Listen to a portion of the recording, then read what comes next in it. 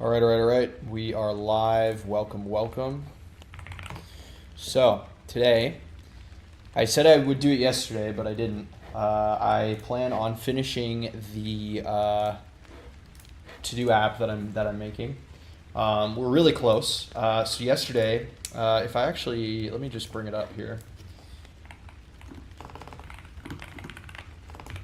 So yesterday we finished off getting the to-do items to show up properly. Right? So we have our to-dos here. And the to-dos can be, marked as complete or not. So yeah, and then you can add new to-dos like test to-do for or something like that. And then I can add it here. So the only thing that I need to do, I think, is there's a couple things. So what I should do is I need to make to-dos editable, which I kind of have in this to-do. I also want to do a couple other things. I want to, I think this might even be a database thing, actually, now that I think about it. So database/web, sort to-dos by when they were created, which will involve schema modification. Because we'll have to add in a date parameter to that. So that's something I want to do. And then yes, allow to-dos to be dragged around like cards. That's another change I might make if we have time. And yeah, so the other thing I want to mention, if you're a VOD watcher specifically, is as of today, July 21st, memberships are active on my channel. They're completely optional. I set them for $5.99 Canadian per month. I think YouTube marks it up a little bit, so I think it's actually like $8 Canadian a month, which is like around $5 USD a month. Full price, I think. Don't quote me on that. I think it's around $5 USD. That was the goal anyway. And the idea is that I will be doing members-only live streams or supporters-only live streams a few times a month.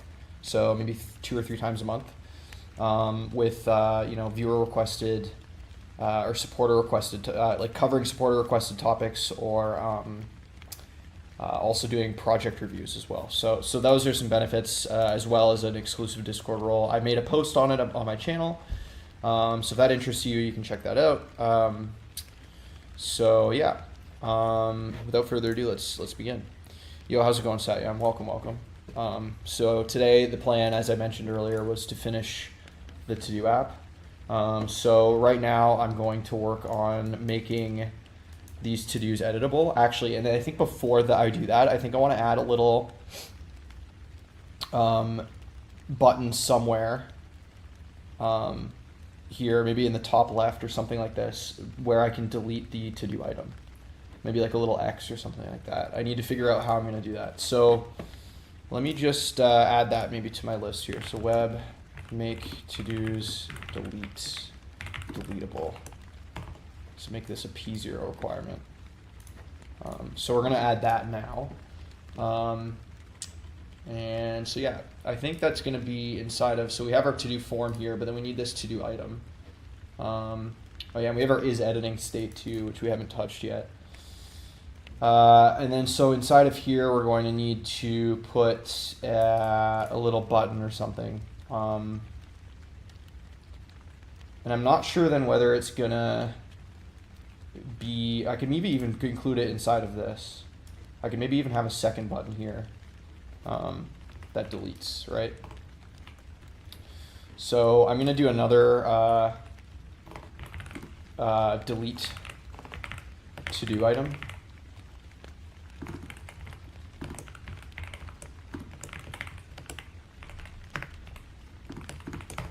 And then event.prevent default const deleted is equal to await to do delete. I think do I even have a delete in the to do client yet? I do not. Okay, so let's put that there. Export constant to do delete, or to do delete, I guess. To do item delete. Async, and then I think I need to give it an ID. And then I'm just going to do a to-do request for the ID, and then delete. I think that's all I need, right? If I go into my API, that should be right. Yeah. Okay. So let's to-do item delete. And then I need to give it the ID, which is item.id. Yo, how's it going, Jay? Welcome, welcome. Oh, interesting. Engage with your audience. Oh, I have a little members only live stream. I can toggle that on or off. That's pretty cool. Very neat. Very nice.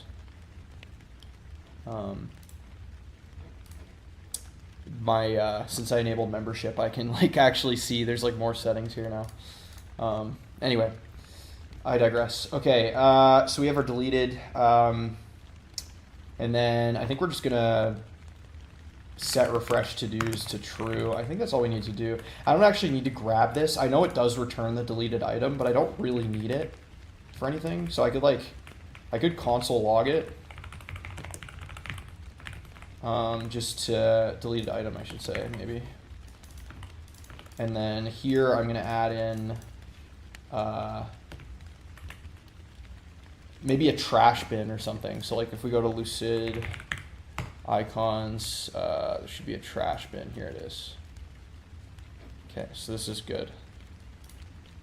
So then we're just going to put the trash 2 here. And then we're going to make the variant destructible. I think it's destructive. That's what it is. Okay. And then, oh, but you know what? I need to make this a separate form, don't I? Because it's technically a...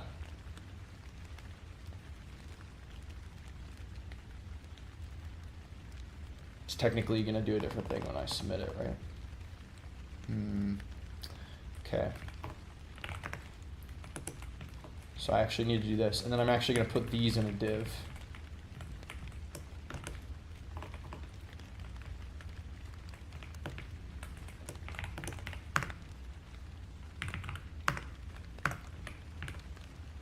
Okay, that's right.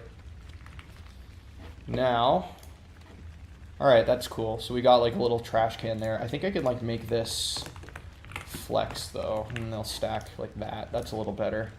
Maybe do like a little gap on them. I would add an ID to the form and form ID attribute to the buttons just in case. Yeah, sounds good. Yo, hiring for a fellow dev and AI engineer, something around the lines, looking for a good gig if you have a reference. I appreciate that, VDAT. I'm not hiring at the moment. I'm not even making any money off of this myself. So I am very, very far from bringing anyone else onto this.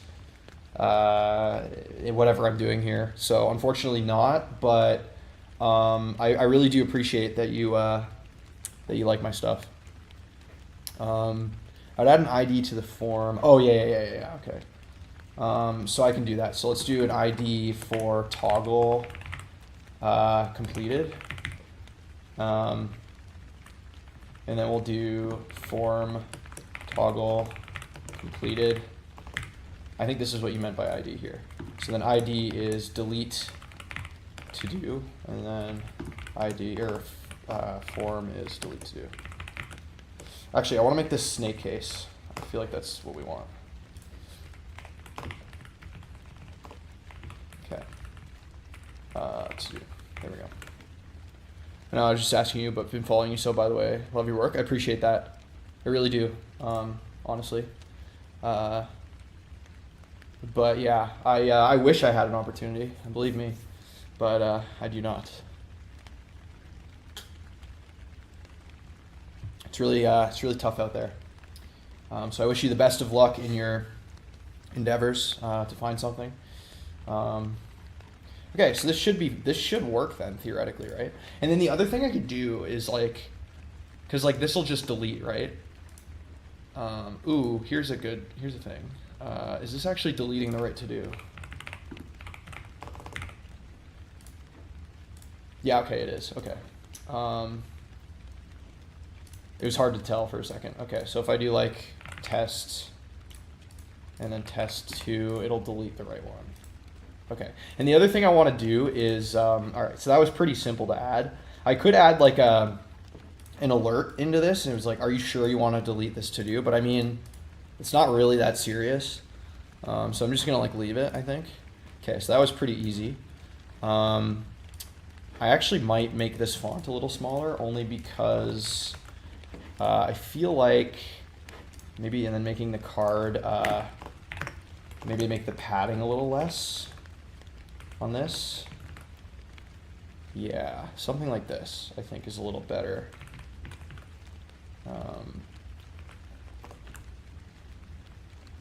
Maybe P1, P2. I feel like there's extra padding. I think 2 is fine.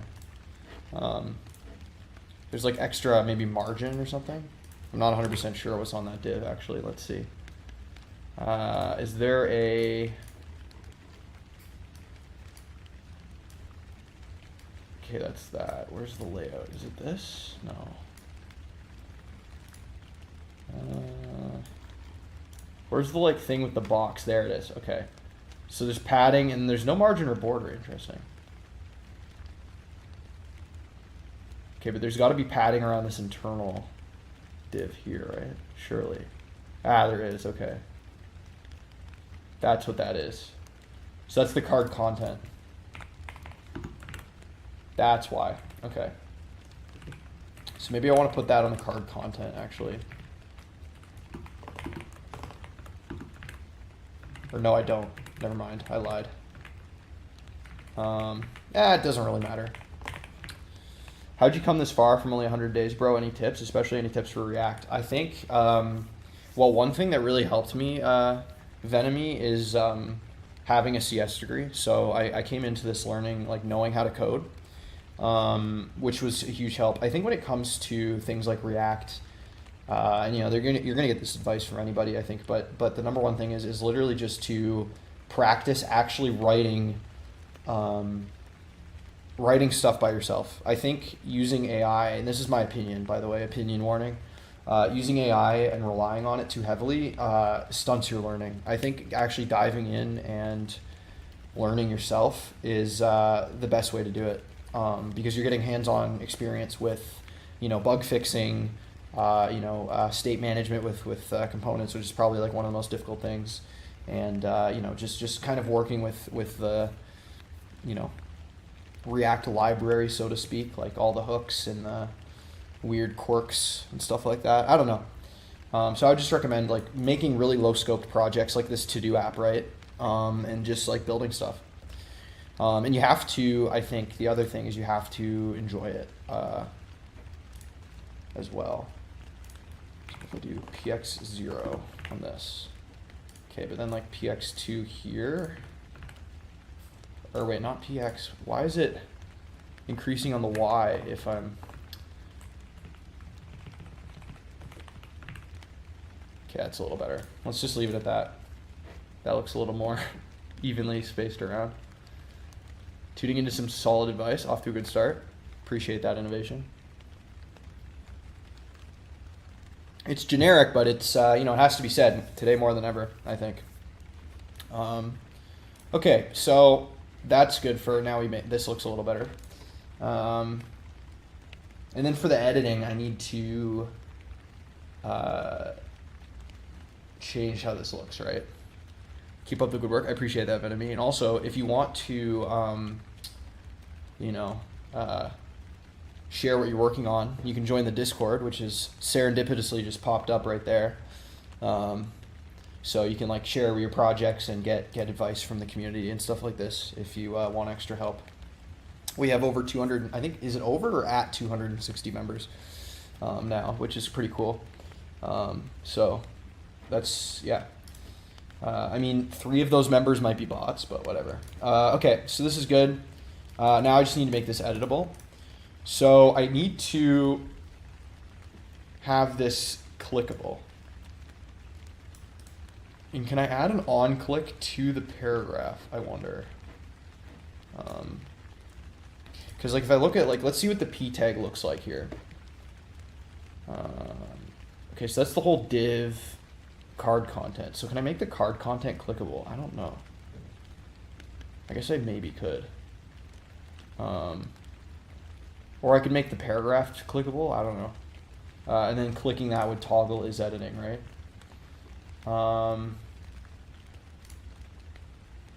So like, can I do an on click? And then I could do like a set is editing to not is editing or something. And then if we are editing, const, and then actually I think the only thing I need to change here is whether or not I render this P, right?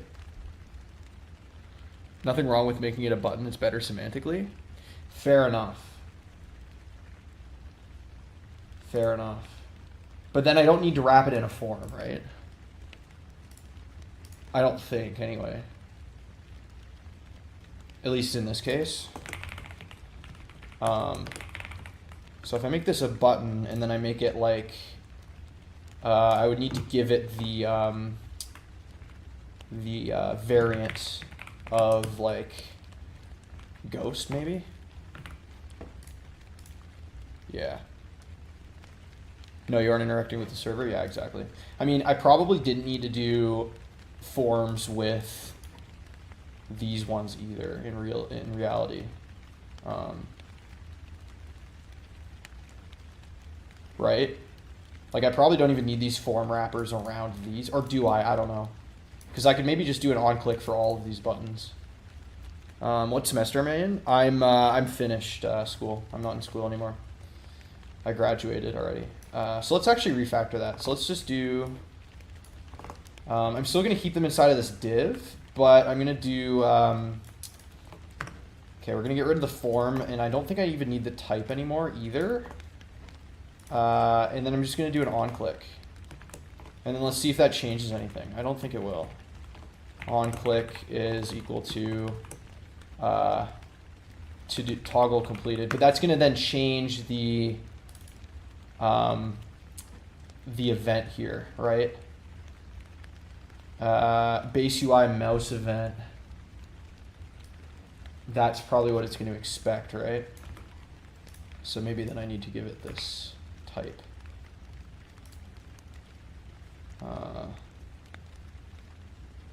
Yeah, you're right. I don't need to use that. Or is base UI, is that even the right thing? I don't think it is, because the button's being imported, no. I feel like there's got to be a better type for that, right? Maybe it is, though. I don't know. Okay, well, we'll add the import anyway. Mouse event. Mouse event is not generic.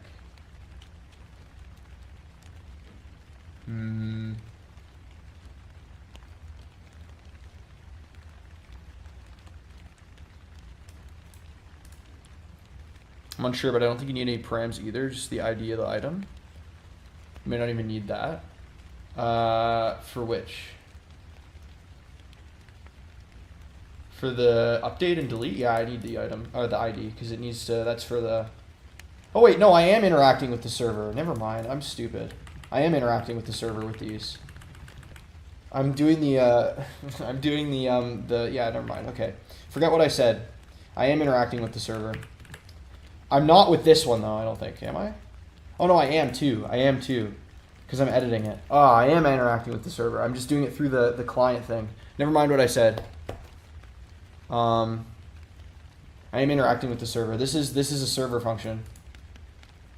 No, but don't I still need the form if I'm interacting with the server? Because I am. I just wasn't thinking about it for some reason. This is technically interacting with the server. You think I'm still correct? Really?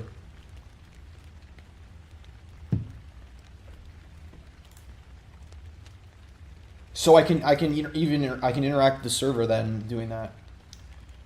Okay, well anyway, all right, fine. I'll follow through on it. Let's can I like wait a second. All right, okay. And then I need the okay. or maybe I can I leave it as a submit? I don't know. Let's do that on click. On click is toggle completed. But then this type is wrong, right? Base UI mouse event. Yeah, because I don't know where this is coming from. Or could I just like leave this without an event, and then it will just auto complete the.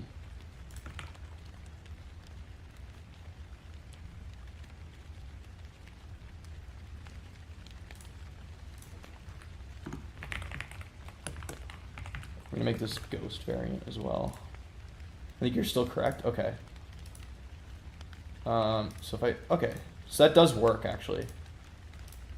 It's not really type safe, but it does work, presumably.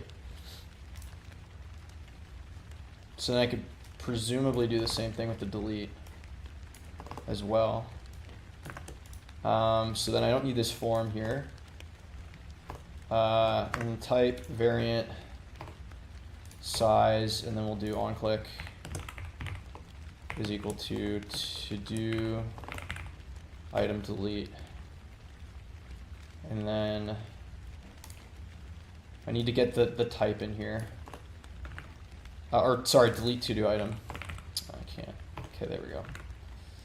Okay, then this should, okay, that deletes. Okay. Thank you. Did I learn React by any course or by myself watching tutorials? I learned it using the Odin Project Enemy, which is a free and open source web dev curriculum. But I also learned, that is to say, I also learned through my own practice. It wasn't just the Odin Project. It was these streams as well, and also learning from my community. So, yeah. You can remove the event because if you set the type to button, you don't have to prevent default. Oh, I see. Okay. That actually makes sense. Okay, so you're not submitting anything. Yeah. Okay, so then it doesn't even need an event in that case. And then I just like, because the default's button, so I can just do this. And then if I like, there we go. Okay, that's cool. All right, that's much better, I think. So, yeah. So I think then this is fine. And then I have a set is editing to not editing. But then I need to conditionally render this, right? Depending on the state of his editing. And I actually probably don't, I could probably just do this as a return, to be real with you, and then just like get rid of this, because then I could just, I only really need to conditionally render that one part, because I'm not going to be reusing this whole to-do form, because I feel like it's just easier to replace this button with an input.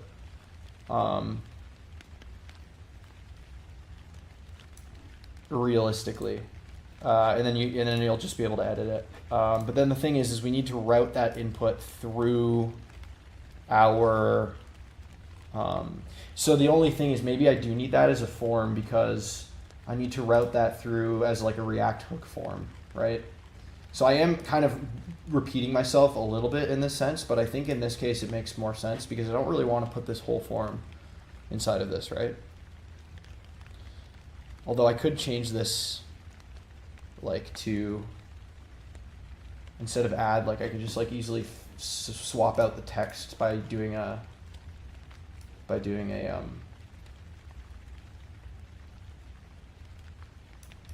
parameter or something like that. I don't know. What am I trying to learn? Why are you trying to learn how to code? Self-interest and basically, yeah, just honestly self-interest. Am I a CS student? I was. Do you think non-CS grads can get into tech these days or no? Chem major wanting to get into the tech field. It's more difficult for sure. Like the job that I have now, pretty much the only reason I have that job is because of my degree. And it's in IT, it's not even in programming. So I will say it is more difficult, but you can always pivot to computer science. Like if you have the means to go back to school, I would recommend it. At least if you're, I mean, I don't know what the situation is in the country that you live in, but I do know that a lot of employers, unfortunately, still are, looking for that credential. However, when it comes to actually learning the skills that you need, no, you don't need to go to school. I believe that all the skills that you need for a job in, say, IT or software development can be learned without school. Mind you, school kind of streamlines the process a little bit, especially for the theoretical stuff, which may be more difficult to learn if you're learning, like teaching yourself. But I was in a similar spot, Rex. Like when I was 22, I was a fresh Bachelor's of Science in Biology graduate, and I actually made the pivot to computer science. And 3 years later, here I am. How's the project going so far? Did you finish the file Google Drive style app? I did not. I paused that, and I'm doing a to-do app because I felt like it was a little easier to digest. And then I'm going to pivot that back to that. I should finish this to-do app tomorrow, Sneezy. Or today, actually, not tomorrow. I should finish it today on stream. And then Thursday, when I come back to stream, I'm going to start up again with the file uploader project. No way, really. How did you do it? There was a program in my province that basically, because I held a Bachelor's of Science in anything, it basically let me do a CS degree, an accelerated CS degree in 2 years instead of 4, and it is a full honors Bachelor of Applied Science and Computer Science. Not all schools offer that, but luckily the institution that I went to had that offering, so I took advantage of it. And so I started in 2023, and I graduated in 2025. So I did it in 2 years. And I'm not going to lie to you, it was the most difficult academic like thing I've ever done in my life. But yeah, no. Unfortunately, when it comes to employers, they really are still looking for that credential on the piece of paper. Yeah, if you're dedicated enough, you can learn anything with it. Yeah, I think the bigger hurdle you face in that sense is if you're really motivated, you can learn anything on the internet. However, the big hurdle is convincing employers that you know your shit, right? Depends on the employer. That's fair. Depends on the employer, but if you're going, especially if you're working like with the government or like any like because I work tangentially with from the government, they want you to they don't. There's no room for negotiation with those kinds of jobs. But if you're working for like a startup, that would be different. So if you want like job security and working with the government, even if it's less pay, like, yeah, you're probably going to need the degree. But if you want to work for like a startup or like even like be self-employed, then it's a lot easier, I think. I agree. I 100% agree, Tyler, on that. Yeah, it's unfortunately like just the system, right? So I'm concerned about the time, money, and feeling behind, really looking for a different route, but we'll see. Yeah, I totally get what you mean, Rex. Like when I pivoted, I felt behind as well. It's never too late. I will say it's never too late. I only started learning how to code seriously when I was 22, and 3 years later I'm here. So we'll see how it goes for you. I'm entirely self-taught since school wasn't the cards for me. That's fair enough, innovation. The legacy system is still in use. Employers are shying away from favoring people with degrees, though. They just want raw talent and skill. Yeah, they are. I will agree it is shifting towards being friendlier to people that do not have degrees. However, speaking from experience in the industry that I work in, like IT and the sector that I work in, like being the public sector, like in the government, it's still very much a thing that they want the degree. But again, I can't speak for startups or private sector or any of those employers because I've never worked in private sector actually ever. So, if you count, I worked like in a grocery store when I was like a teenager, but I wouldn't count that. Degree is a huge advantage and it will be for a long time. Yeah. And again, the thing with the degree is if you are self-directed, it does help give you a guide. Like if you also like what you're learning, like the degree gives you structure, which is nice. It's a lot of money for what it is, but it does.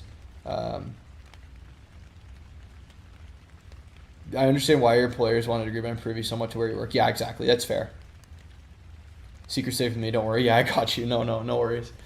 Yeah. The tides might be slowly shifting. Students are relentlessly cheating with AI. Yeah. That's true. Although they can only control it so much. Like the school that I went to, what was I gonna say? The school that I went to actually has a class-based AI policy. So like it's actually up to the professor's discretion how much they want to let students use AI, which I thought was kind of interesting. Fair play. Thanks for the advice. You want to sub? Appreciate that, Rex. Thanks for subscribing. Every subscriber is much appreciated. Getting a degree didn't get me a response for an internship at Google. Someone with a master's was interviewed and still turned down. Damn. Yeah. That is fair. Because again, it's not just the degree. The degree is just one part of it, right? It's like multiple different things, but the degree like is like in some cases a linchpin. Like again, for my sector, it was definitely required. But again, I can't speak for everything, right? Like as Tyler said, like I can't, it doesn't count for everything. Back in the 2010s, there was a certain prompt you could type into Google to trigger a test. They would hire you degree or not. Oh, interesting. Huh. Or is that like, was that like some sort of like, was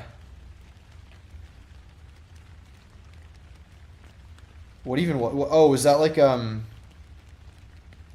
was that specific to an employer or was that like, yeah, because unfortunately in the 2010s, oh, you had to type in a very specific math problem related to programming. Interesting. I did not know that. I was, oh, it's for Google internally. I got you. Okay. That makes sense. Oh, cicada. Yeah. I remember all that, actually. Unfortunately, in the 2010s, in the mid-2010s, early to mid-2010s, I was too busy. Actually, I guess it was mid-2010s, really. Mid-2010s, I was too busy being a high school student, unfortunately. I could have, like, locked in, but, like, when I was younger, I didn't really know. I wasn't like some of those kids you see out there that, like, are grinding LeetCode code and shit when they're, like, in, like, grade 9 or whatever. Or younger, even. I'm not saying LeetCode code is, like, the way anymore. I'm just saying, like, that as, like, an example.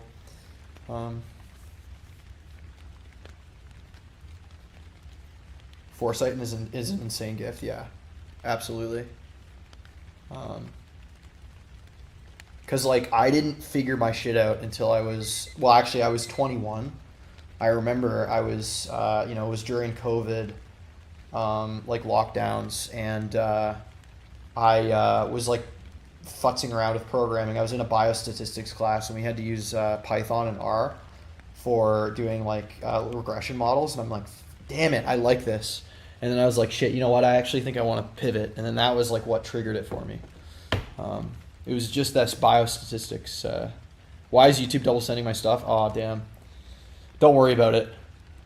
I love this kid's grinding LeetCode though. It's so inspiring and scary to know who you're competing with. Yeah, exactly. Even some of the kids that like I did my degree with. So like I went in, 22, 23 years old, taking classes with 17-year-olds. 17 and 18-year-olds, and like some of these kids that are like 5 years younger than me were like cracked, like actually insane. Like programming their own compilers in C and shit. Like I remember, and then there was this one kid that like got an internship at Ubisoft, which was insane. And like I don't know, there's just like really really smart kids out there. Yeah, geniuses. Yeah, totally. And I felt like very much like I am very much middle of the pack here. Like I wasn't failing by any means, but I was not standout either. I'm actually doing linear regression right now. Oh, nice. That's awesome. And then just wait till you get to logistic regression. That's even more fun. Anyway, all right, so let's continue with this. I'm just trying to debate whether I should use this to-do form inside of this to-do item. I also want to make a quick commit here. Web delete to-dos and refactor buttons for to-do items. Just to say for items, I guess. Yo, Musa, how's it going? Welcome, welcome. I think what we can do is we can put this guy inside of content. I'm not going to repurpose it. I'm just going to rewrite it. Content not editing is equal to, and then I'm going to put the button in here. And then I'm going to render that button, right? So that doesn't change anything. But then I'm going to do const content editing is going to equal a form, and it's going to be a React hook form. So I'm going to get that guy in there. So I'm going to do a to-do schema. So then we're going to copy this. It's going to, again, it's copied code, but it's good for practice, and I kind of want to do it this way. To-do schema, it cannot be used as value because it is an import type. Yeah, so that's good. And I need to import Zod. And then it's just, okay. If you even copy code, if you're not copying it from Claude or Stack Overflow, yeah, that's fair. It's not even really fully copied. It's just I'm copying elements of it. So I'm just gonna do item.isComplete as the default. Oops. Complete, and then item.content for this. And then I'm gonna do content form. What's the project? It's, yeah, more like boilerplating. Yeah, exactly. The project you can read about here. It's just a basic to-do app, really, to test my own tech stack. Amen.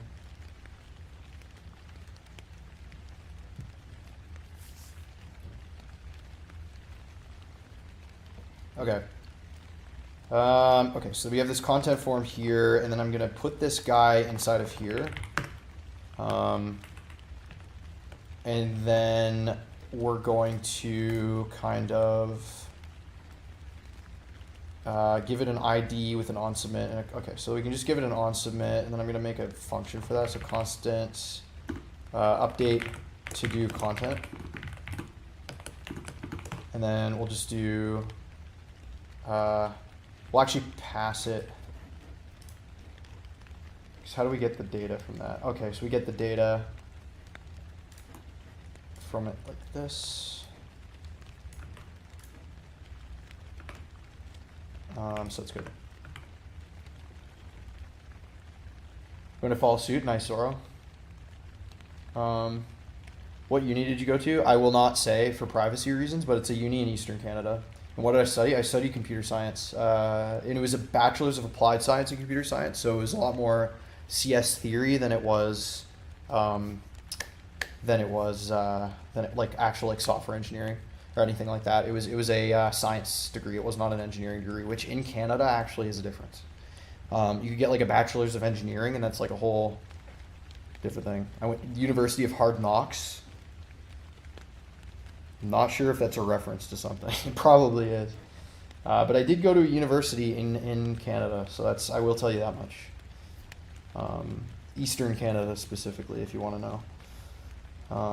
It doesn't really limit your options much, but it wasn't, I wouldn't say, you know, the school I went to was particularly known for computer science. However, I will say if you dig hard enough, you can probably figure out what school I went to. So it doesn't even really matter anyway. I just don't like to say it. Okay. Because that, yeah, okay, hold on. Let's see if okay, so I got that to create post, but then I need the update put. Okay, so then I need to do that. I need to get that from the data. So then I'm going to do onSubmit is going to be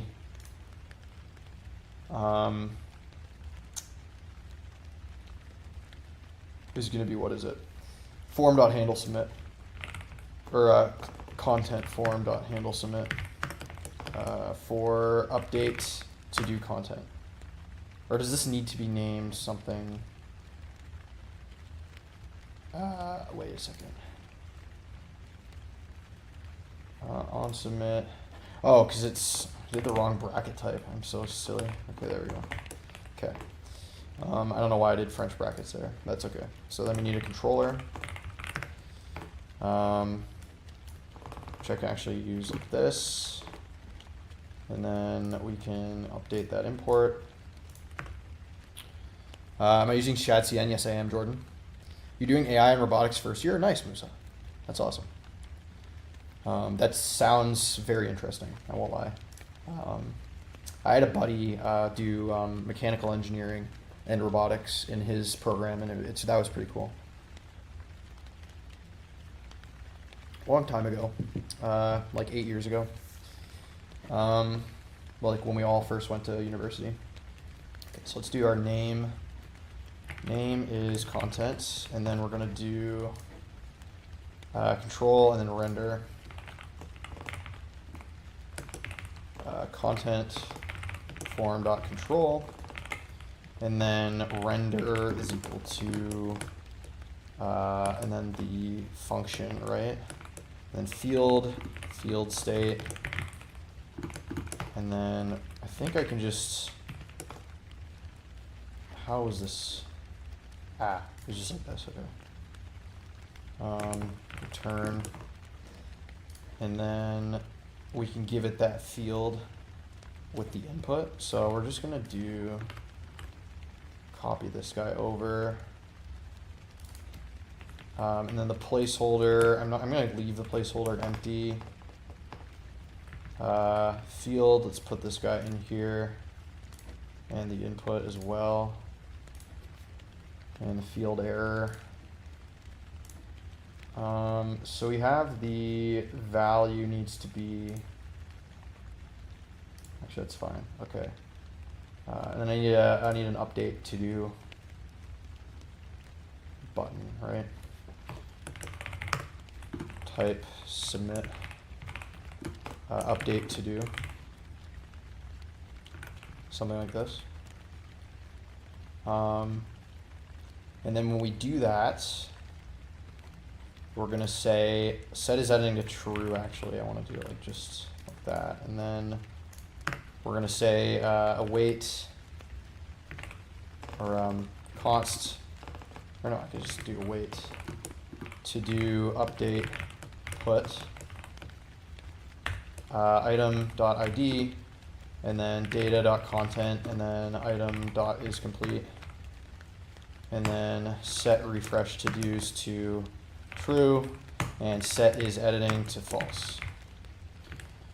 Good.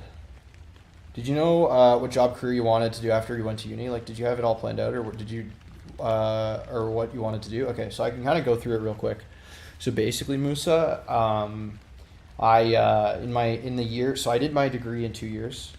And then in the summer between the first and the second year, I did an internship at a company literally just help desk IT stuff, right? And I did kind of tried to go above and beyond in that internship, and I got a return offer. So that's how it happened for me. How's it going? It's going well. Mads, I hope you're doing well. Or Mad, I don't know how to say your name. Okay, so then what we're gonna do is we're gonna say, is that everything I need here? And then I think that's good, right? And then I think that's all we need. And then so then what I can do is conditionally render this based on is editing, and then I could say content editing or content not editing. So now if I click this, it should let us update. So we can do test 2, and then it updates. That's pretty cool.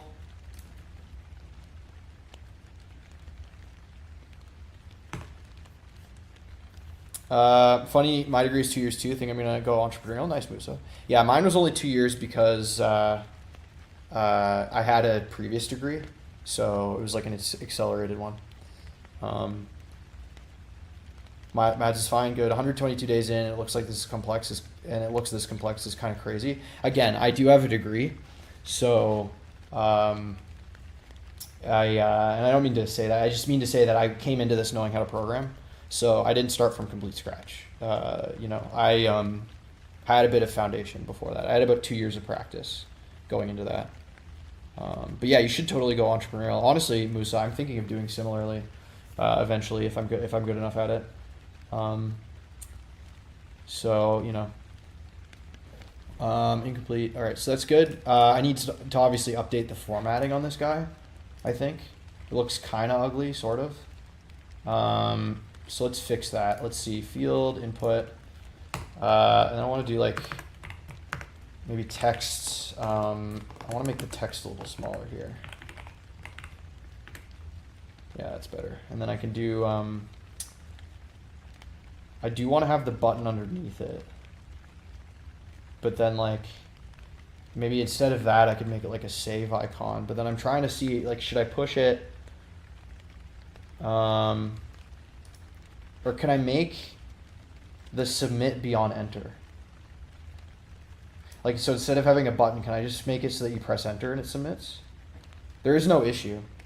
Like, I wonder if I deleted this and then I just pressed enter. Oh, that does submit it. Okay, cool. All right, so I don't even need a button, actually. That's better, I think. ABC 1, 2, 3. There. All right, so that, I think that like is fine, really. I don't even need a button. But the only thing is the user's going to need to know to press enter to exit that, right? So I don't know. Maybe I can add like a field label. Yeah. I should. So I can do a field label. You are totally right. So let's do press enter to save.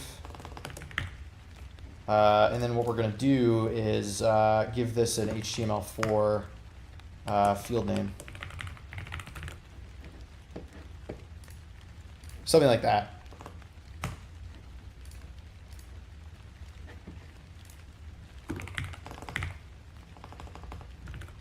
That's fine. Label won't be a good idea from semantic HTML POV. Fair enough.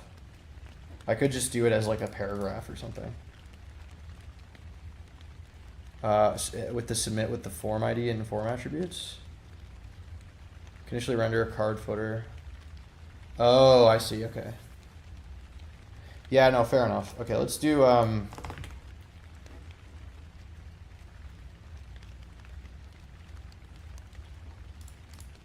so we can do that. We can say is editing and then do a card footer. Paragraph with the muted foreground class. I could also do the footer. I kind of like the footer idea. But I was just gonna do that for the. Actually, no. Or would that look ugly?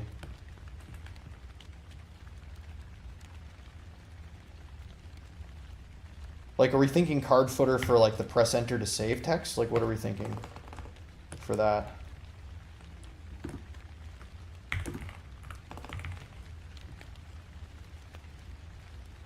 That looks kind of ugly, actually.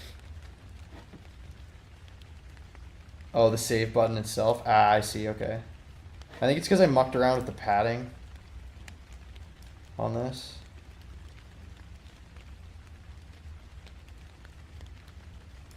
No, that's fair. Okay, so let's put it in the button then. And then this form needs an ID, right?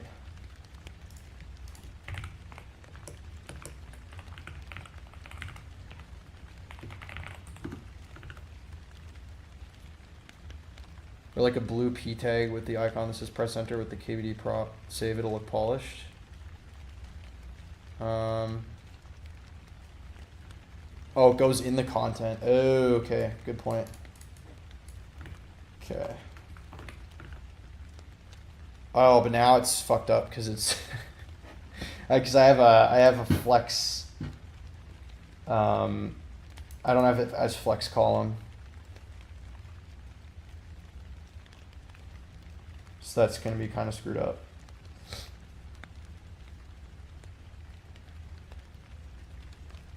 I had it right? Okay. Okay, hold on. Let's see what Satyam's, let's hear out Satyam here. Let's see with the, what's it, the KCD? KBD? Oh, I see, okay.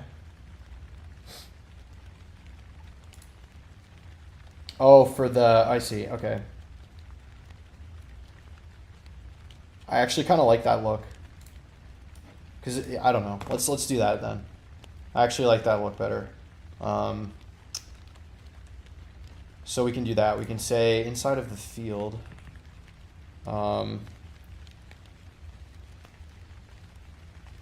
Yeah, appreciate that. Appreciate that, Satyam. But I'm sorry to hear that there are protests. Okay. So let's do, I need to actually add KBDs, right? So I need to do PNPM PNPX shad cn at latest. Or could I even put this in the footer? There's also a field description component. Oh, there's too many things, guys. There's too many things. Do I read any books non-academic? Yeah, I do. I do, actually. Not as frequently as I should, but yeah, I do read books. Okay, all right, I've landed on a solution. So field description sounds right, and then I'll put a KBD inside of the field description. That's what I'll do. I think that makes sense.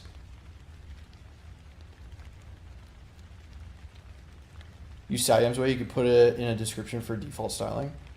Okay, good. Yeah. All right, cool. That's what I'm going to do. Field description with the KBD. So anyway, pending on that. So then I need to do add KBD apps/web. I think this is right. Yeah. Okay. Which one's my fave? Oh, that's a difficult question. I have a couple favorites. It depends what genre, because I have favorites in different genres, right?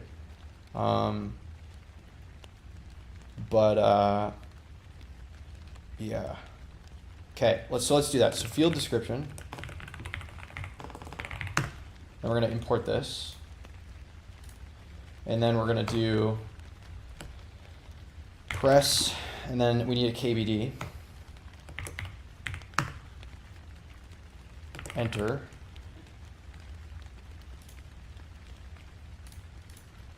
To save, or something like this, right? Which I could probably just do like this, realistically. Yeah, that looks a little better.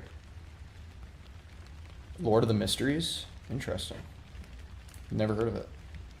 There we go. That looks good. So if we press this, press enter to save. Maybe I should have it below. I think I like that better.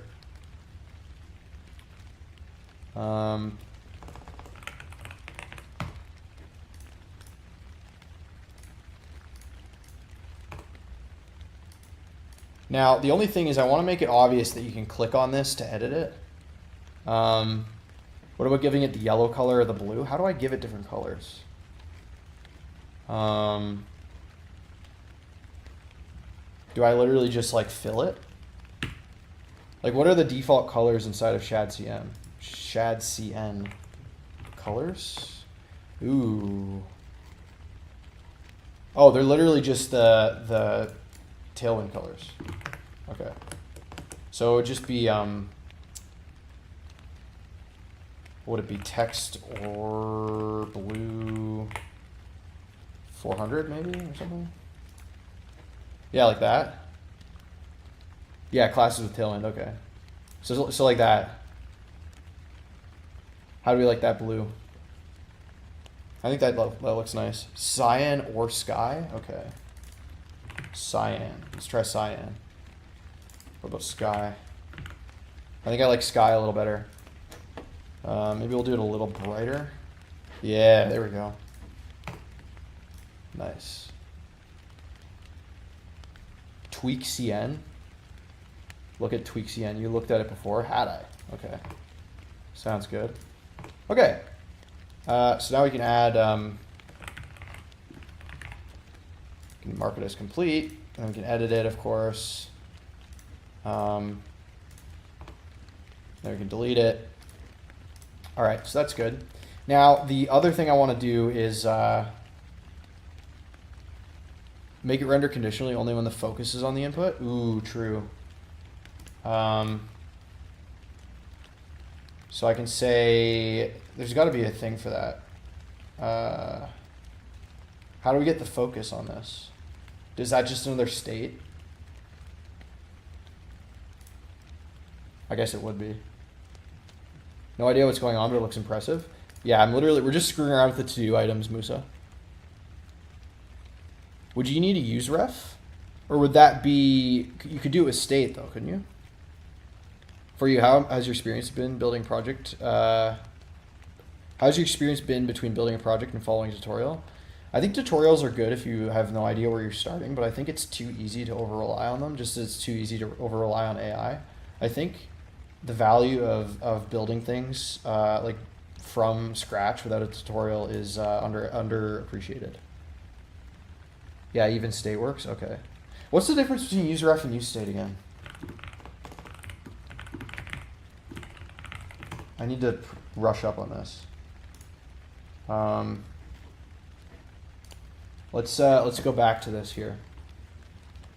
Use state is for values that affect what users see, and then use ref is for values your component needs to remember, but doesn't directly affect UI. Okay, so then we would use state in this case, right?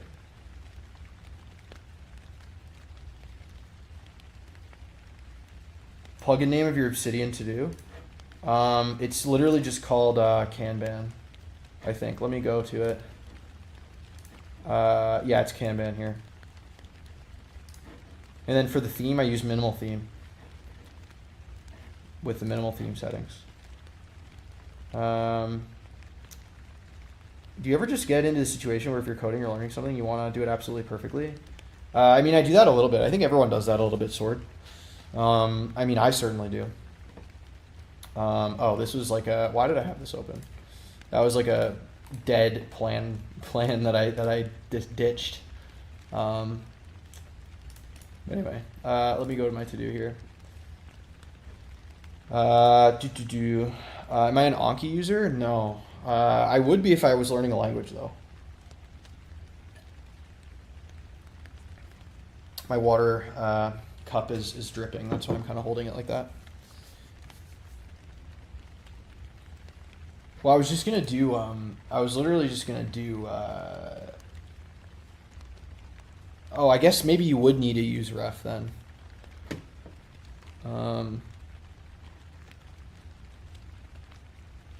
But then you'd need to put it in a use effect, would you not?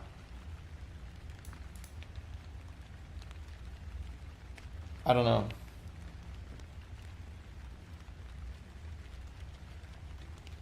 You think you could do either? Yeah, fair enough. So we'll make that state.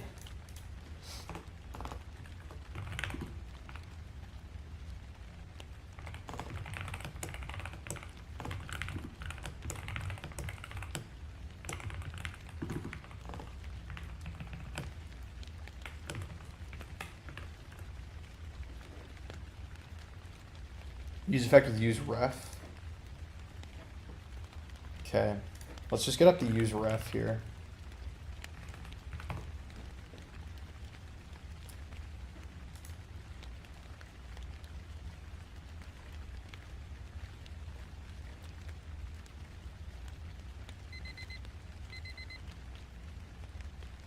Or I could just do this.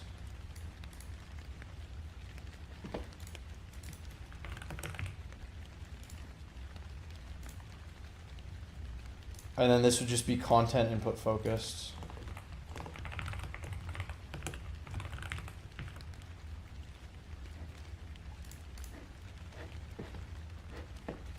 Okay, let's take another 5-minute break.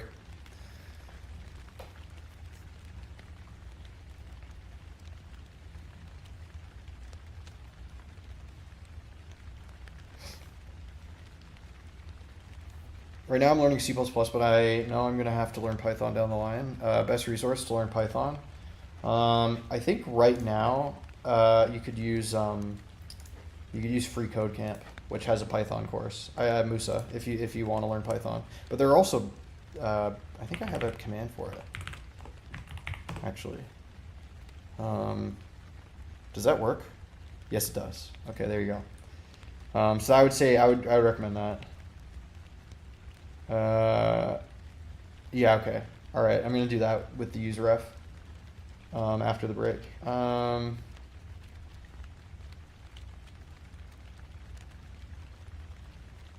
It's popular amongst language learners, but it's SRS, so it's good for snap info like that. You don't want to forget. That's fair, Fahad, but I can just also just Google it, right? So, but I get it for sure if I wanted to memorize it. But I'm not super concerned with memorizing. If it's on Google and I can just look at the docs, then that's fine for me. Check out GatherTown. I built something like that for the AI agents. What is GatherTown?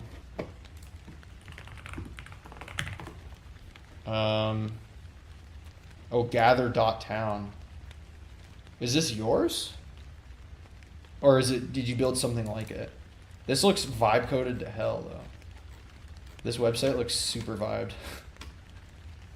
A virtual workspace that feels refreshingly human. But is this not with AI agents though?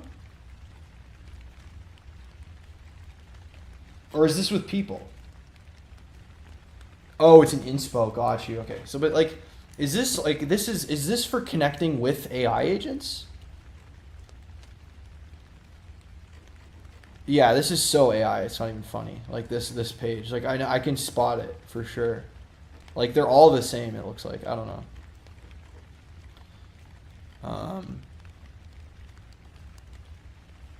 Those are Tailwind templates. Oh, I see. But then can AI use Tailwind templates? Because that's even, I also wanted to know, are you worried about AI taking over programming jobs? My stance on it is that, I think for the foreseeable future as it stands, unless something dramatically changes, I think that, skilled software developers are still going to be necessary, even if AI can do most of the actual coding. I think that understanding the technology that you're working with is still crucial to the job. And to learn that, I kind of need to, or at least the way that I'm approaching it is by learning by hand. That's for people, but I'm building it for the AI agents. That's cool, Saigon. That's cool. I kind of like this virtual office thing. That's kind of fun. It's kind of like a game. This is a cool concept, I will admit. So many templates, so many websites use Tailwind templates. Yeah, fair. The eyebrows above the headings, like these. Are these the eyebrows here? Like these little things? Yeah. But no, I do like this. I do like the pixel art here. I find it charming. I will admit. Don't love the AI generated people here, but it's kind of freaky.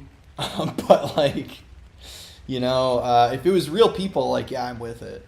But no, I'm not a huge fan of the. It's giving Pokemon. Yeah, it's like Pokemon Gen 4, because that was the generation I grew up on. Pokemon Pearl, Diamond Pearl, Heart Gold, Soul Silver. Those were the games I played when I was a kid. One cool thing is that suppose you're having access to the room, and if you pass by, you will listen to what people are talking to. Oh, interesting. Okay, so it's got proximity chat basically. Fair point. However, you can apply for CS principles scheduling, code solving, and so on. Give it a shot. Yeah, I definitely will look into it, Fahad. You make a good point. You grew up on red, yellow, etc. I actually did get Pokemon Blue from an older cousin that I played on my Game Boy Advance. So I did also grow up on it, but I played it after, like later. The Mew Truck, yes, of course. I'm head out. Thanks for everything and good luck with the project. Hope I can code like you soon. I appreciate you, Musa. Thanks for following along. It's always nice to have you around. So, you used to play recently with the emulator on your Android mobile. Nice. Yeah, no. So I did play Pokemon Blue on the Game Boy Advance, but I got it later. Like I probably played it like. I'm 25, Eric. So what are we building? We're building a basic to-do app to basically learn my my stack. That's basically what I'm doing. Have I tried Nuzlocke? Long time ago. Long time ago. I haven't played Pokemon in a hot minute, but I do want to replay it. But I'm doing well, Eric.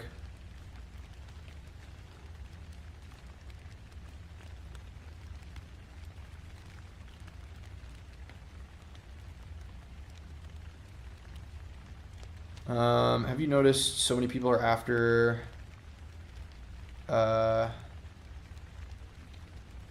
OBS nowadays? What do you mean?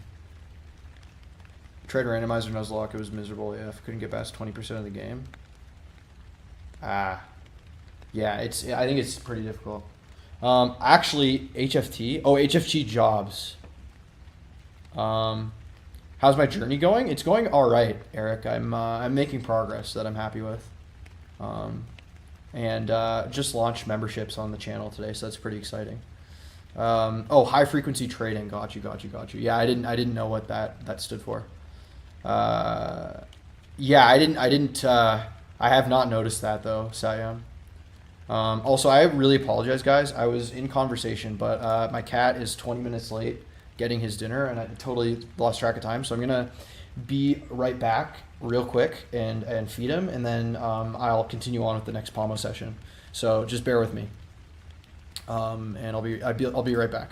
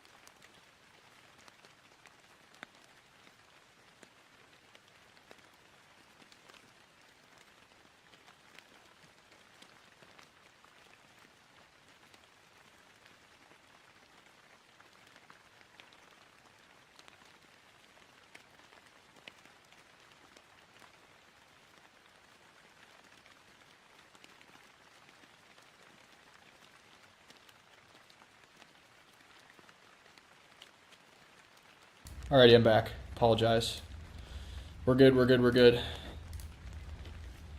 Being able to get a job in high frequency trading kind of relies on your location. Got you. Nice doing CRUD operations. Have a good time. Appreciate that, Fahad.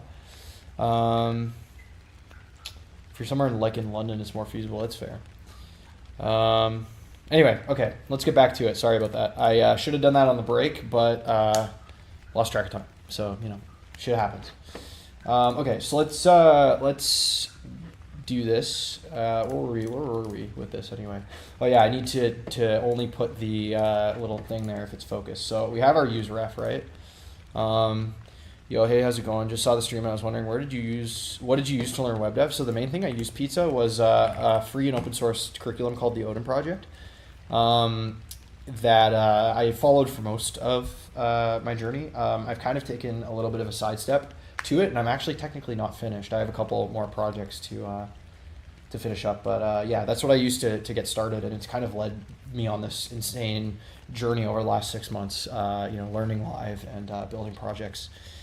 And like I've probably built over a dozen projects in the last 6 months. So yeah, that's kind of what I used. I also, the community is helpful as well.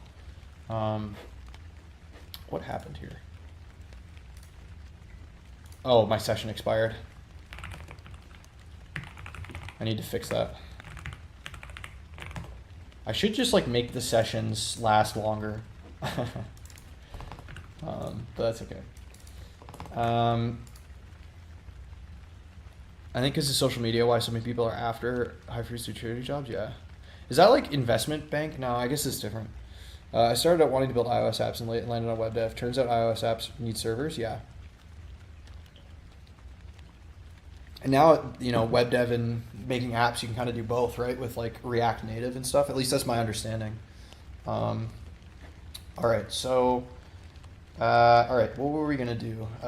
We need to do this useref thing. Right. Let's stop waffling here. So I need to attach the useref to the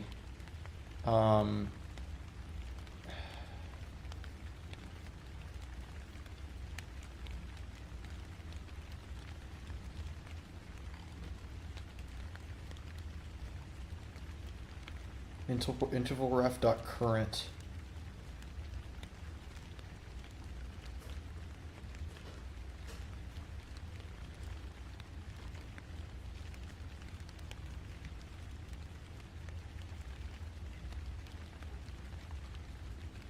Because could I not like is there not like an on focus? And then I could update the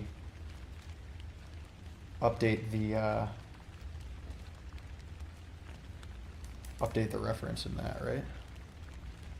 Why'd you want to build iOS apps? Personal hobby. Thanks for the answer. I'm also learning web dev, but recently got demotivated. Seeing your progress, I think I'm going to push a bit harder. Appreciate that, Pizza, because I mean, I'm not going to lie to you. Like, it's not easy, man. Like, it's I have to push myself a lot of the time too. So, we're all in it together. Honestly, it might be easier to use on focus and on blur events instead of a useref. Wait, so what's on blur then? What's on blur?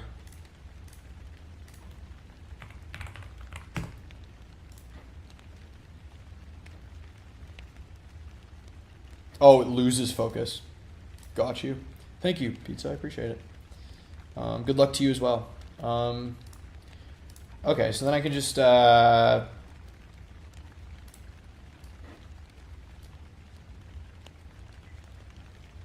a use state then with that, right?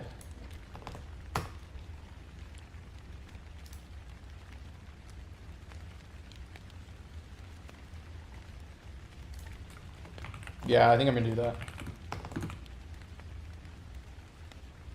What would I call this?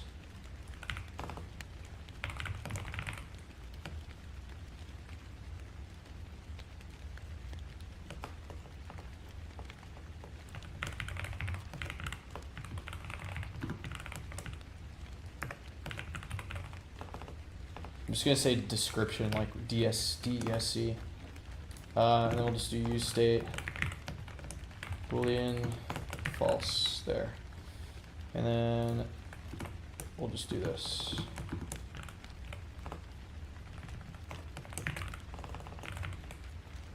And then just toggle it. And then we'll only render it if, so we'll say, is editing description, otherwise no. There. Okay, now that should do it, right? Perfect. Very good. It's kind of a shitty workaround solution, but that's fine. Okay, so that's good. So now, what do we need to do? Oh yeah, I was going to, let's make this commit actually first. So we'll say web add editable content to to-do items. Added description on input focus.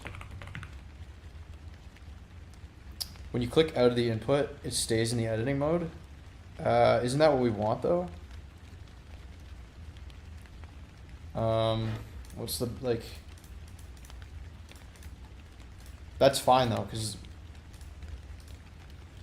or should it not?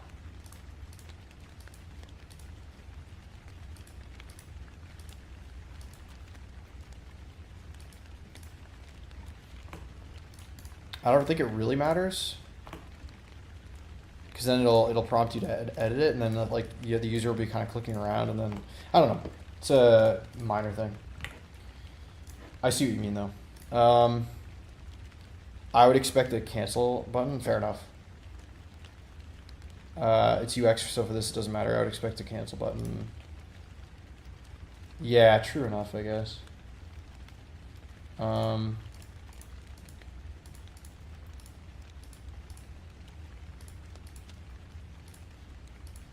The other thing I guess I could do is I could hide the buttons.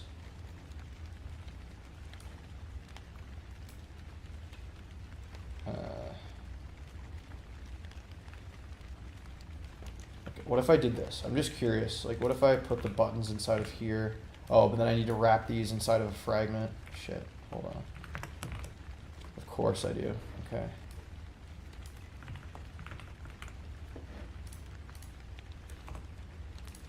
Or that's not as nice, actually. Or does it really matter? And then maybe changing one of the buttons here to, like, maybe put a button here to, like, exit out of it? I don't know.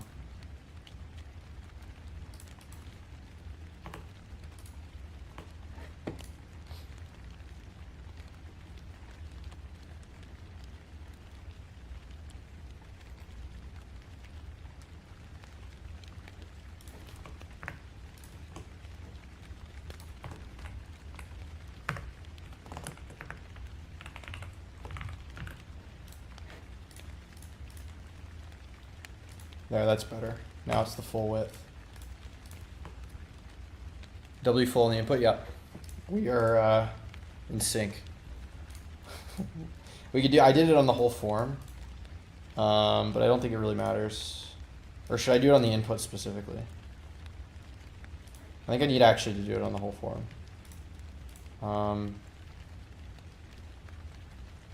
I could even add like a press escape to cancel or something, you know? I don't know. You know what? I'm just going to leave it. We'll be sitting here, you know, futzing around for too long. So I just, in the effort of making progress, finally, I feel like we've been out of sync for a minute. Fair enough. I will admit, it isn't the easiest over YouTube chat. So... okay, what do we have to do here? Did I finish everything from this? Oh yeah, the other thing that I wanted to do was I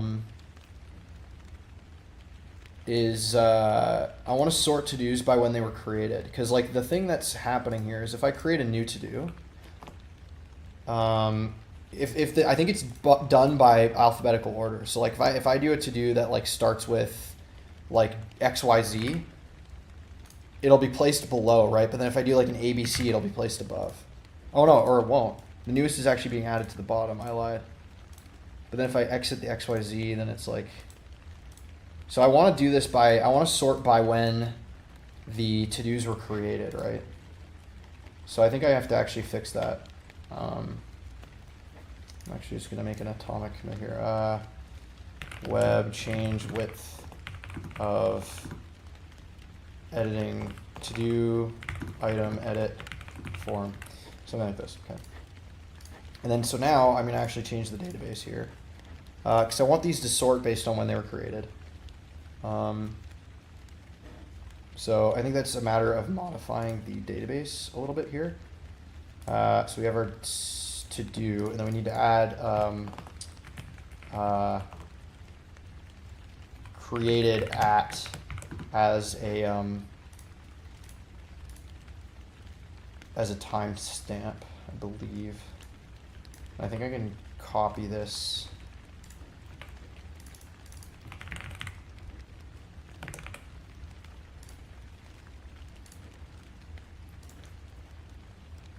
And then this should just be generated, right? So let's go to drizzle. Let's actually kill the server, or kill the app here. Actually, the other thing I need to do is I need to delete all the to-dos. So we'll kill this. And then we need to go to drizzle. And then I need to go to timestamp. Default now, that's what it is. Okay, so not null. Default now. There we go. Great job, man. You earned a sub and I really appreciate the work here. Cheers. I appreciate that. Dash Deep. I apologize if I mispronounced your name or you know, but I appreciate that.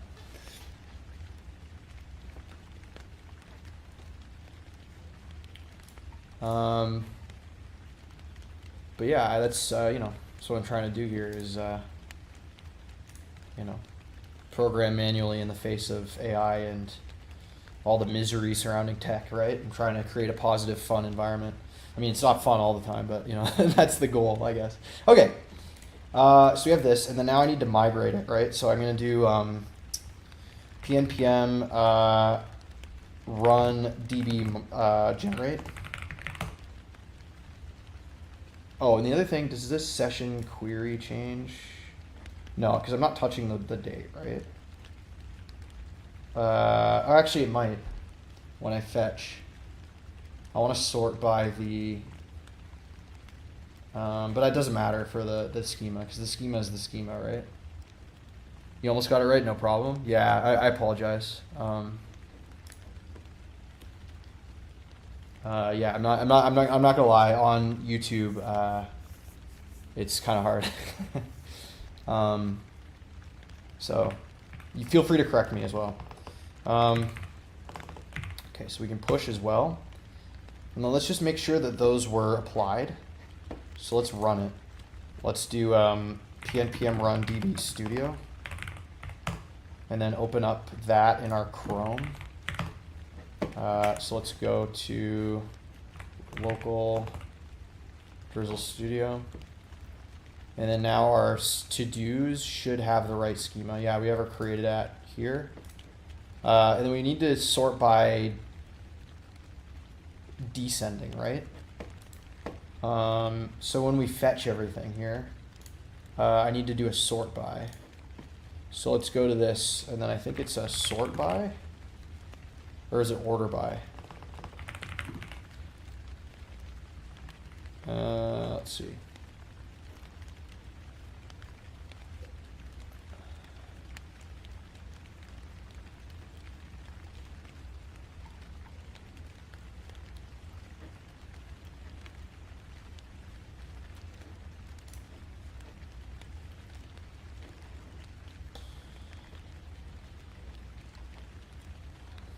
Order by, there it is. I think that's what I want. I'll keep coming back to your streams whenever I get the time. Keep going, have fun. Appreciate that. Should I call you Dash or Dash Deep? But no, I appreciate that. I stream about 5 times a week, so I'm live fairly often, my friend. So you should be able to catch me. So anyway, what do I want to do here? I think it's order by. Yeah, order by descending. So I can do dot order by, and then descending, which needs to be imported. I think. Descending would be, oh wait, this is the session, not the to-do. What am I doing? Session queries. There we go. Select session by token, and then, okay, order by. Wait, why does it keep opening the session? What am I doing? Hold on. Am I like tweaking right now? What's happening? To-dos queries. This is what I want. Okay. Select to-do by ID. Here we go.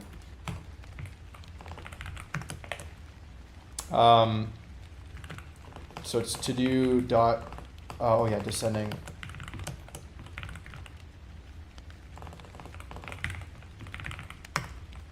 And then I need to import this, right?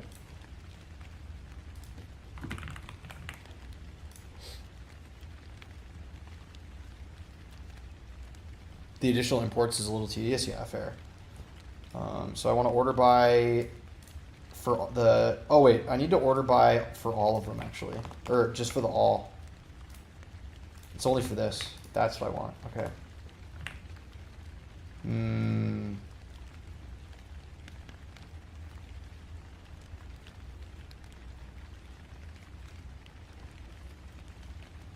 Yeah, fair enough. I agree. So now that should have fixed it, right? Because if I now if I fetch it, it should sort them by when they were created. I do believe. So if I add a new to-do, and then test 2 should appear above it. Yes, perfect. Okay. Test 3, and if we mark that as complete, and then if we mark test 2 as complete, it'll go below it. Yes, perfect. All right, and then for some UX here, I kind of want to change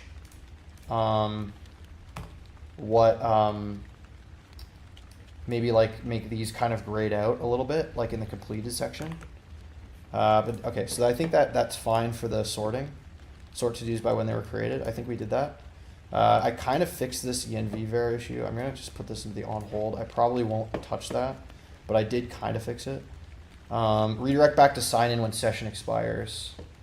So that's the next thing we can do. Oh,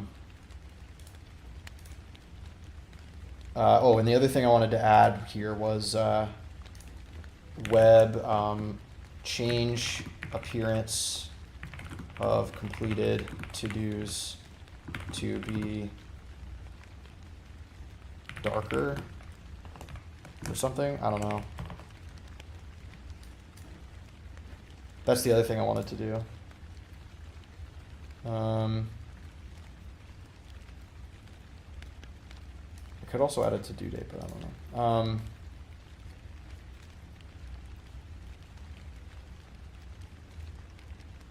No, the order wouldn't really make sense because they're ordered by when they were added, so that doesn't really make sense to have. Completely unnecessary, but you could have a disabled variant to the shad CN card component for the completed. I could do that. Because I don't think the cards have a disabled variant, do they? By default, like if I go to the shad CN website, I don't even know if they have variants, period, do they? Yeah, they don't have variants at all, okay. It kind of,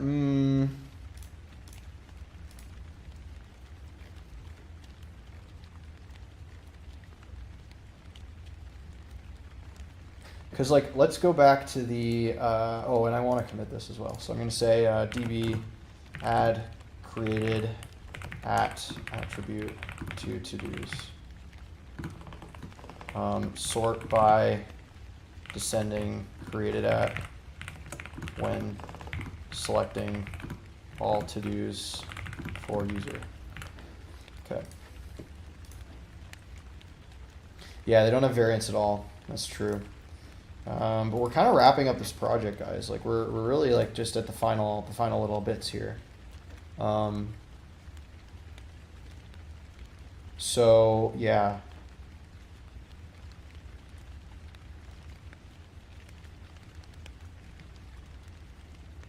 I think I need to do. Okay, so let's go to the. Let's see what this looks like anyway. Okay, so this is the class name.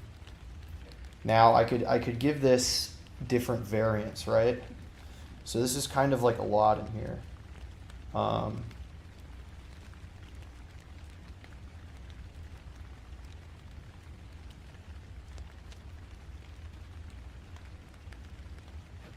Because, okay, and then the other thing that I need to consider is the to-do item. I would need to have another state for whether it's completed or not, is not completed, right? Or no, I already have that. The item dot is complete. So I could have a different class depending on whether it is complete or not.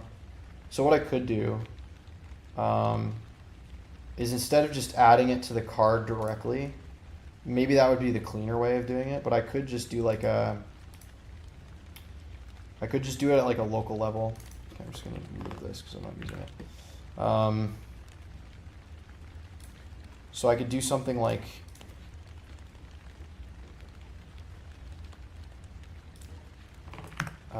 would I do that on the outside or on the inside? Const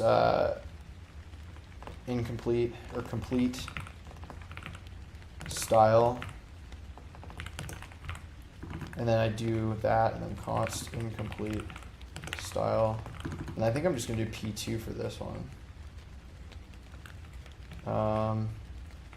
P2 here, and then I'm also gonna do like a bunch of different ones as well. So we can say like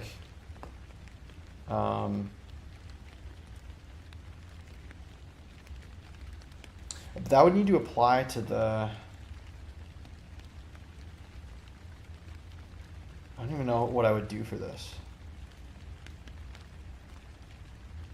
stylistically.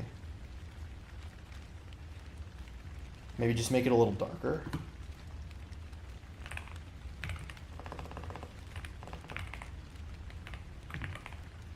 Or what's the, not BG black, what was it, BG,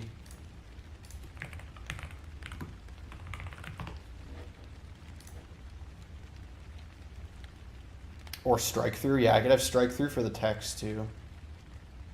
And you know what I also could do is I could make completed to-dos non-editable. Or should I keep them editable?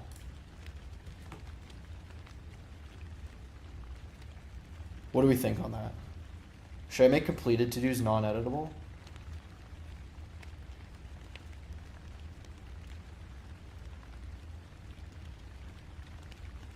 Because I could do that as well, because it wouldn't really make sense.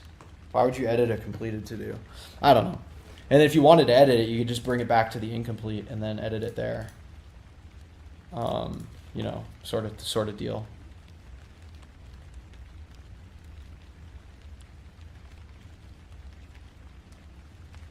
I don't know. So I want to do.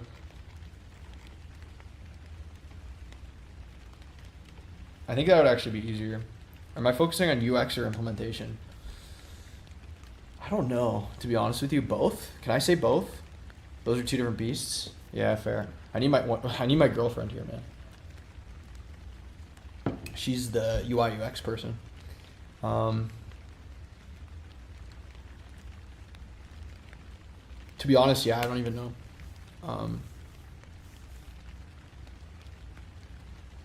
But anyway,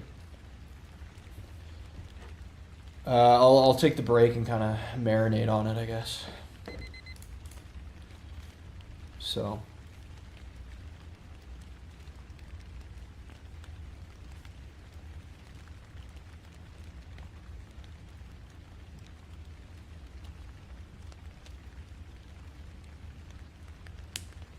As far as testing the stack, it's complete.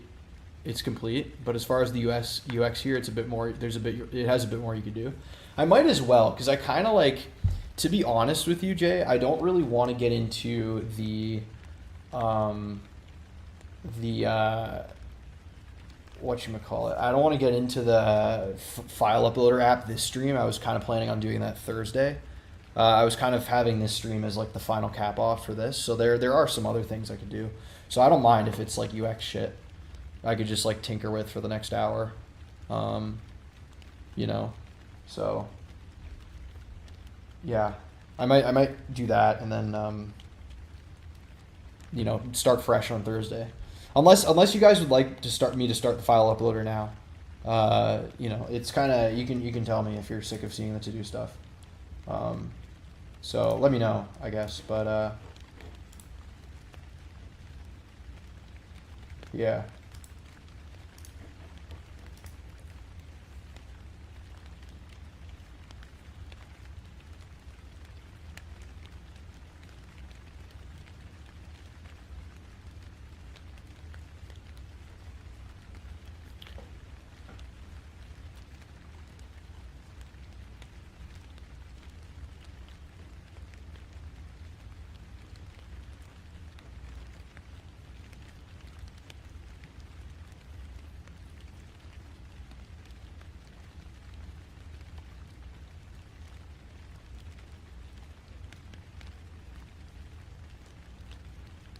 Yeah, because I don't really know if I want to,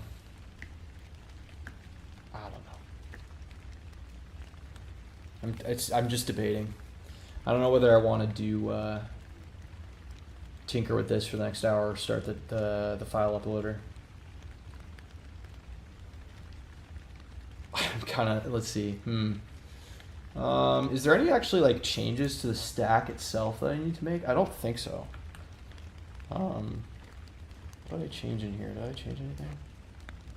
Oh, yeah, I guess I added these. You just like leave it as is then.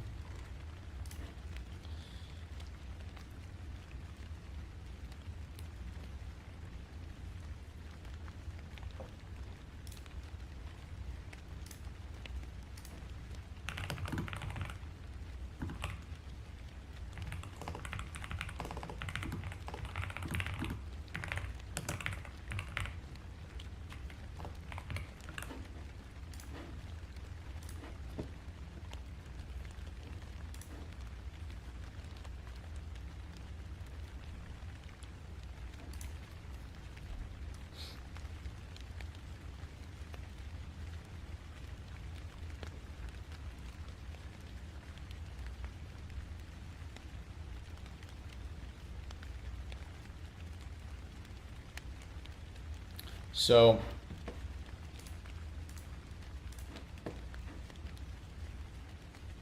this is what I was thinking for the file uploader.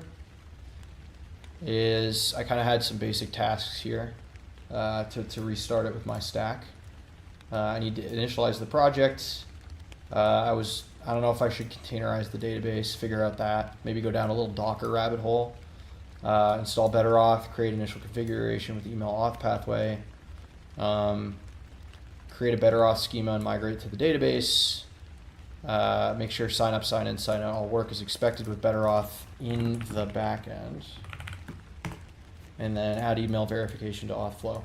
I don't know if I want to do this, but I think it would be good to learn, you know, a secondary element of auth. I could also do like auth with like Google accounts and stuff like that, but I don't know. I think again for the learning project, I think I want to just keep it simple. So that would be if we did the file uploader. Oh, the one thing I do want to do with this though is I want to redirect back to sign in when the session expires.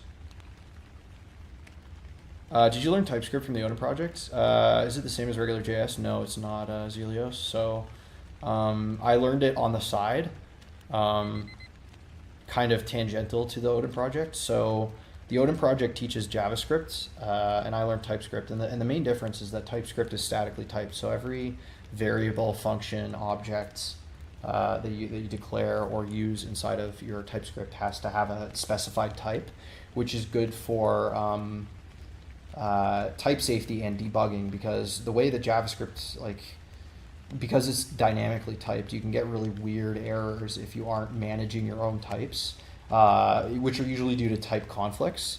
And if you don't understand how objects and variables and functions are typed, and what that even means, then these kinds of errors will be very hard to debug and manage.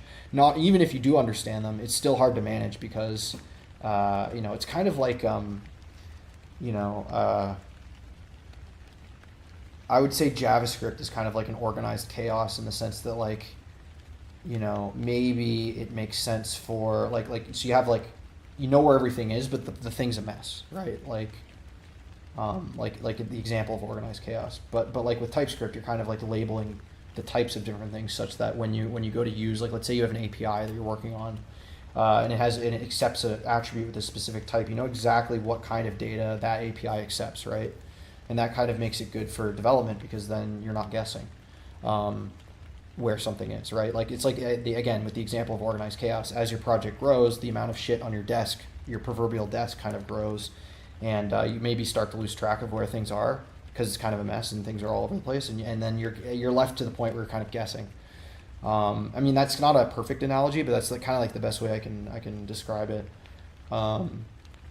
So TypeScript kind of helps you have a clean system for interacting with your own code and avoiding weird bugs. So that's and the other thing with learning it, what I would recommend doing is, at least for me, I found the TypeScript handbook really handy. No pun intended. So I kind of just would read this and then kind of use my JavaScript, and cross compare. You can even there's even an article, TypeScript for JavaScript programmers, right? And then there's a whole getting started, and then you can kind of read, a little bit about types if you've never learned about types before, right? So it kind of gives you that introduction. And then there's also references for different things, right? You've got various cheat sheets and different things that you might want to know, like learning about object types specifically, or how to manipulate different types, right? What the type of operator does, how to type classes, these sorts of things, right? So anyway, I don't know. That's kind of how I did it, at least. So, all right. So I think with that being said, I'm gonna actually go into my base stack project here, because this is just the stack template, and I'm gonna see if there's anything that I need to change before I kind of make my own project based on this. I don't even know if there is, if I want to add Dockerization for the database. No, I appreciate, no worries, and I appreciate you asking the question, Zelios. So that's, again, you could just learn,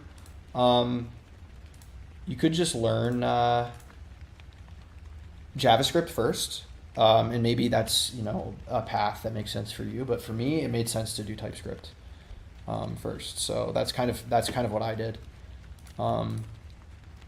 So again, it's kind of up to you. But anyway, so this is my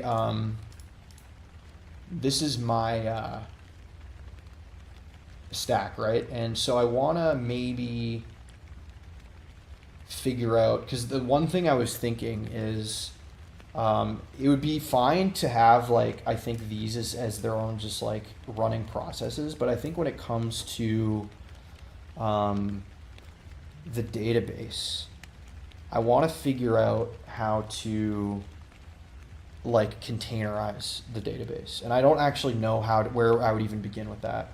But I was thinking for the next project that this database could live in a container. Your stack is all good, I think, right now, but you should learn a bit more about regarding the shared packages and giving them some intuitive names. Yeah, that's fair. What do you mean with the with the shared packages? Instead of just having shared, having other packages, Satyam? Is that kind of what you're saying? Or having shared things within this package here? You're actually making your way through the Odin Project too. I was hoping to use it to get my foot in the door with programming. Yeah, it's absolutely a great way to do that, Zelios, for sure. But no, I kind of want to... I don't know if I do that on this stream or if I don't worry about it for this next project. Or if I do a little Docker side quest. I don't know. What do you guys think? Because I don't even know if it would be in here that there'd be like a Docker compose or something like that. And to be honest with you, I don't even know like the basics of that, so I would need to like do a bit of research. Or if it's honestly not a big deal. Like it'd say packages is already shared, so there's no need to share it as name because shared what? Yeah, that's fair. I get that. Docker's great, and yes, the compose file will go in your project. Okay, so let's do that then. Let's do that because I was looking into it, and I think containerizing the database would be good. So I want to add that to my project template before I do anything else. Instead of think of names like utils, contract schemas, types, constants. Yeah, I got you, Satya. So then in that case, then I might, I'm going to leave this shared here as a template, which can then be copied. If that makes any sense. So I'll leave this here as a template that can be copied. Is the app you're making a web app or is it a phone app? Are you using Node for the backend? I'm using Node. Yes, I'm using Node and Hano for the backend. So Hano is like Express, but a little bit more modern syntax and implementation. Zelio. So that's the app that I was making. I recommend installing the Docker desktop app. All right, let's go for it. All right, so for the last hour of this stream, it's going to be a Docker side quest. So let's go right about doing that.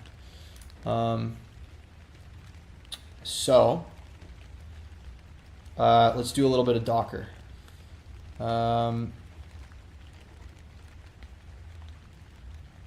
this is for, see, but like this is the thing, right? Is it's advertising Docker for agents specifically, like right off the hop, right? Like it's not talking about its use in any other case. It's like talking right about AI right here. Like all that matters is AI. And then here, it actually gives you the introduction of what it is, right? A unified foundation for isolation, verified components, governance that runs anywhere your agents. Oh, but this is still agents. Okay, so never mind. Where are we even right now? Like, why are we all talking about agents here? It's provocative? I see. I was thinking making a GitHub repo for the mono repo with a good doc which people can just clone and then extend as per their use cases. What do you think? Yeah, I think that's a fantastic idea, Satya. Absolutely. It was the Docker desktop app, right? So this is what we want. The #1 containerization software for developers and teams. Okay, so let's do this then. All right, so let's save, and then we'll install. Okay. All right, it's just installing now.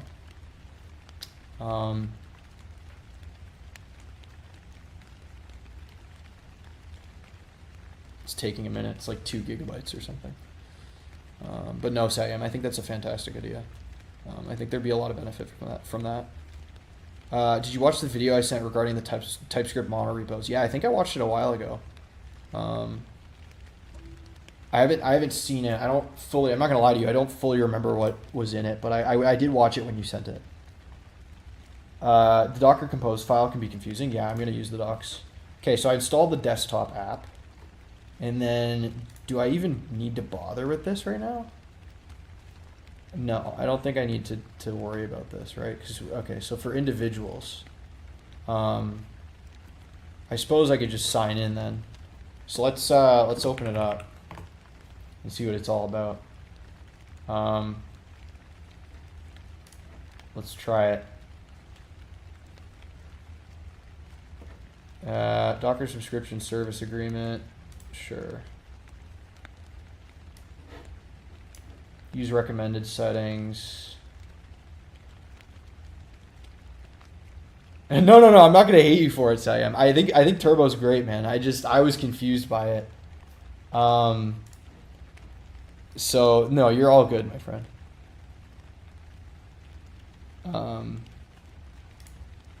But yeah, you should when you finish that stack, Satyam, you should post it in the Discord.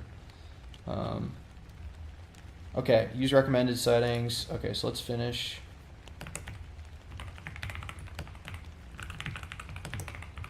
Also, don't judge me for my password. It's really long, but that's because I'm in IT. Okay. Let's do... dude, I'm like in the weird position where it's like, is this considered work or personal? I guess it would be work, or I mean personal, right? Because then I don't have to like worry about the subscription. I feel like if I do work, it's gonna yell at me about buying a subscription. You don't use a password manager? Yeah, I do. Of course I do. I use Bitwarden, but I just had that was the password for my computer, Sneezy. You also don't ever sign in, so I could just like skip this then, right? Okay. All right, we're fine. So let's go to the docs then. So let's get started. I want to almost like update. Well, I don't want to update the YouTube title because most of the stream was about the to-do stuff anyway. So I'm gonna leave it as is.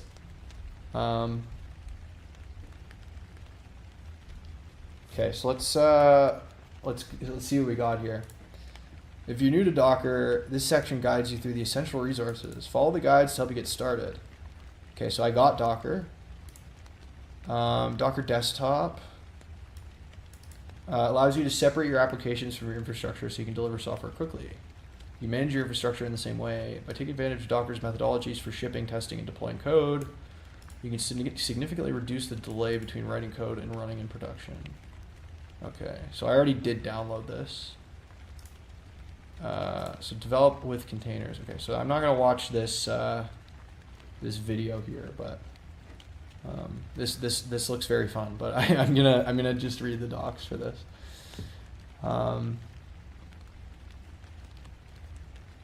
So anyway, so now that you have the desktop app installed, you're ready to do some application development. Clone and start a development project, make changes to the back end and front end, and then see the changes immediately. Oh, and of course it's a to-do app. Wouldn't you know it? Okay. All right, so let's just open up iTerm here. Let's get this guy over here. So let's do our little CD web projects, and then I want to do maybe make dir Docker, and then CD Docker, and then do like let's just do the git clone in here.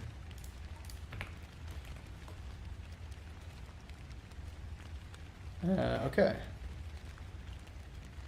By the way, do you want me to like share and you take a look at the architecture of my video on demand app in free time? Yeah, absolutely. I would take a look in my free time. Yeah, I don't know if I'd do it on stream, but I would do it in my free time, 100%. And the only reason I wouldn't do it on stream, Sayyam, isn't because it's not because I don't want to. It's just if I did, then it would be setting a precedent for everybody, and I don't want to like have any favoritism. So as far as like project stuff, like I'm gonna keep that just to like the membership stuff, if that makes sense. But I will absolutely take a look at it like off stream. But yeah, for like on stream project reviews and stuff, I gotta like put a hard stop on it, only because then it wouldn't be fair. So because otherwise then everyone would expect me to do it, and I don't want to like get into that can of worms. So anyway, all right, so let's cd into this, and then so Docker compose watch. So I'd assume the watch just kind of waits for changes, right?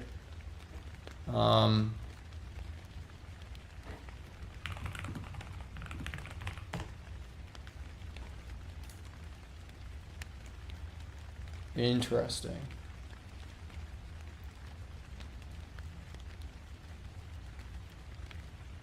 I don't know what's going on here. We're doing something. It looks like it's doing some checksum stuff. Oh, it's building them.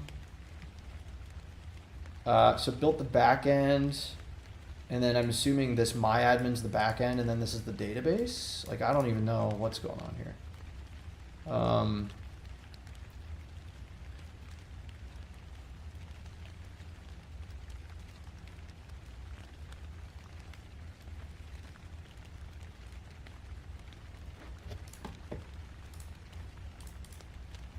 Wait, what's the port though? May take a few minutes for the app to run. Really? Oh, is it still going? Interesting. Oh, okay, it's still going. Dude, this is a lot of stuff, man. Oh my goodness.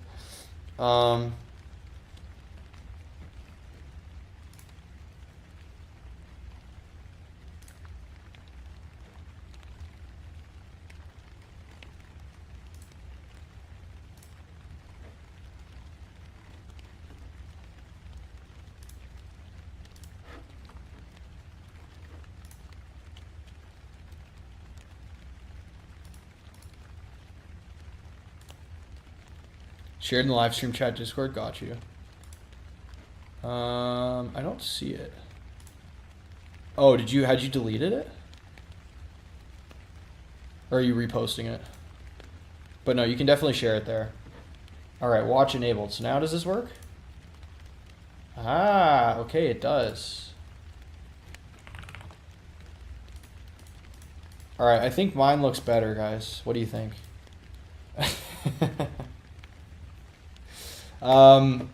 Okay, so you can see the application up and running. It may take a few minutes for the app to run. This app is a simple to-do application.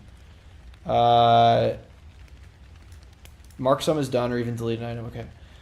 So what's in the environment? Okay, so now that the environment is up and running, I'm actually going to zoom this in a little bit for you guys here, just so you can see. What's actually in it? At a high level, there are several containers that serve a specific need. React front end, a node container that's running the React dev server. Okay, but like, where's all the? Oh, this is the client here. Okay, so I see that there's the client, there's the back end, node back end, my SQL database, PHP my admin, a web-based interface to interact with the database. It's accessible by DB localhost. Oh God, this is old looking. Why do you have all of this shit in here? What is this doing, man? So you got like to-do items. This is like, what the fuck's going on here? Oh, and then columns, new, completed.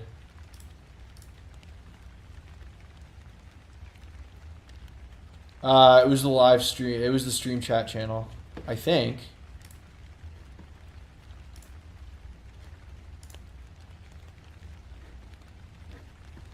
Dude, what is this shit? Okay. This is disgusting. I like Postgres a lot more. But like, what are all these for? Like these performance schema, all this shit. I probably don't need to worry about it. It's probably for the actual database itself. This is just the example project for the Docker tutorial site. Don't worry about it. It's just the example. Traffic proxy. It's for the PHP and XAMPP thing. Okay, interesting. Traffic is an application proxy that routes requests to the right service. It sends all requests for localhost API to the back end, requests for localhost to the front end, and requests for DB localhost to PHP myadmin. This provides the ability to access all applications using port 80. Oh, interesting.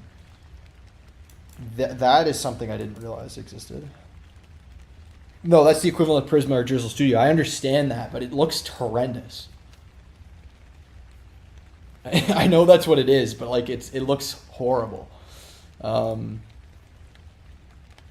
Like it's like a clusterfuck. Like it's like there's too many buttons. There's too much shit I'm looking at here.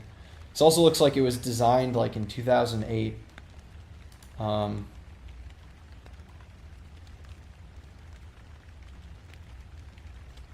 you see the Excel draw file in the stream chat channel? Let me see. I cannot actually. I can't see any of your posts in the stream chat. Probably was, yeah, fair. That's true. Sorry, now I'm false advertising the stream, guys. I'm doing Docker stuff. Okay, so then I can I can open the file, no?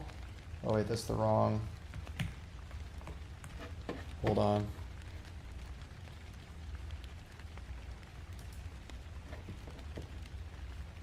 Let's, oh, so I can see this here. Oh, getting started. And it's like a whole stack of things. But then it has a bunch of like sub-containers underneath it. That's kind of neat. Interesting.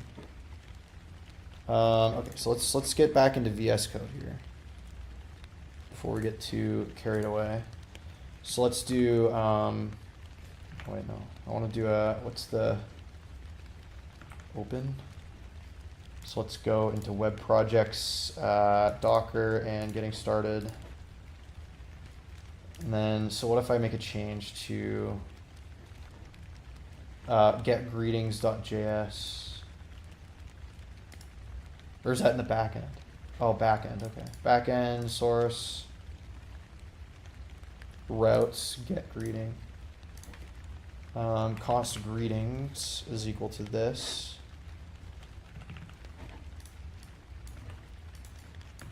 And then we're going to do, I'm just going to copy this code. I don't really care. Okay. Oh, shit. There we go. If you haven't done so yet, save the file. If you refresh the browser, you should see a new greeting. Aha. Very cool. That was very fast. And did anything change inside of here? Yes, it did. Syncing service backend after one change was detected. That's very cool. So that's what the watch is for then.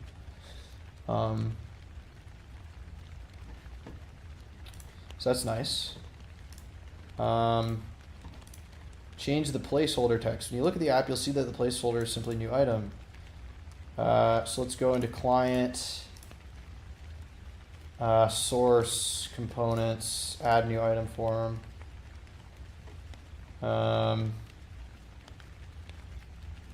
Placeholder. We'll put it to like, what do you need to do? We'll just say what's up. Yeah, it's pretty fast. Nice. Change the background color, index.scss. Adjust the background color. Let's do like a green color, the light green.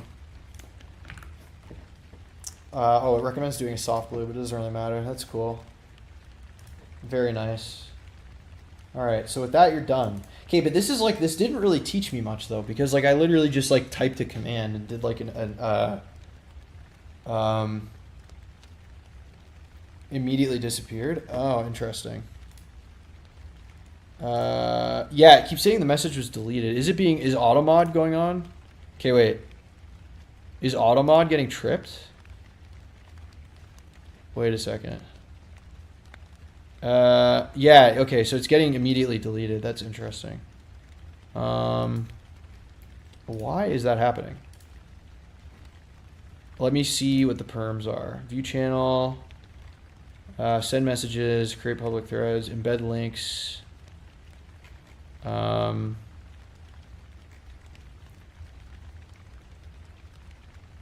Embedded content, attach files. Yeah, it should be fine. I'm looking into this now. There's nothing that's like, yeah, I don't know. Yeah, so it's synced with the community. So I don't know. Community settings. I don't know what's going on there. Check with files. Oh, it's because you're attaching files. Oh, okay, that might be it. That might be something. Text channel permissions, embed links, attach files. Okay, so let's just add that to be good. Although, actually, I want to change this to just community member. Attach files. There we go. All right, you can try again.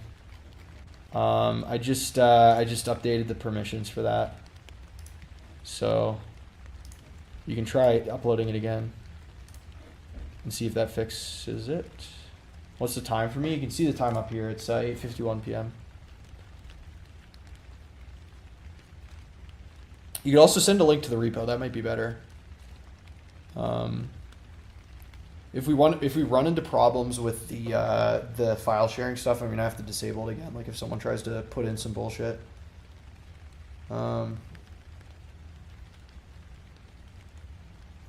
So.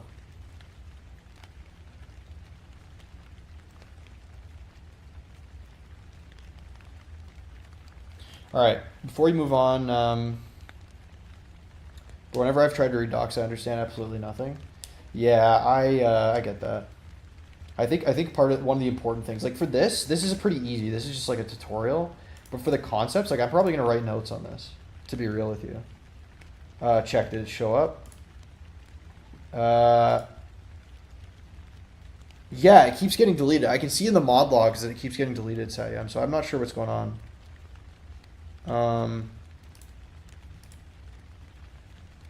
But you're still attaching the file though. I have a hunch here. Also welcome Chris in the Discord. I'm giving you a shout out. I think I have a hunch. I wonder if because the channel, like I wonder if there's a file upload size limit. So why don't you try to share a link to the repo, Satyan?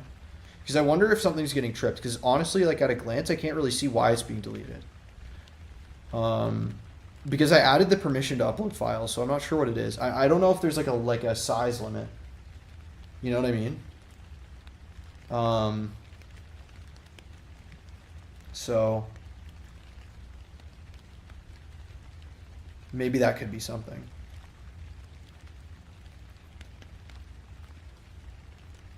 But no, I can see that it was just deleted. Like, because I can see the mod logs. It's under 500 kilobytes. Yeah, weird. So then it should be fine then. Yeah, I don't know what's going on.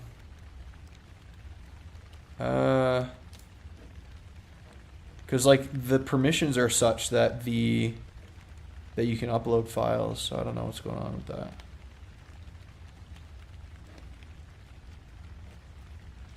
Overwrites created, attach files. Is there any other? I wonder if there's another setting that I need to change. Let me see. Let's go to role. Actually, no, wait. Hold on. Let's go to edit channel. Permissions for community members. Attach files. Use external emoji. Pin messages, manage threads, create polls. Yeah, I don't know. I'm not seeing it.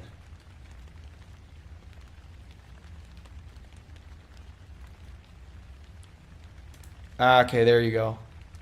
I can see that now. All right, I think it worked, Satyam. I can see it now. Very good.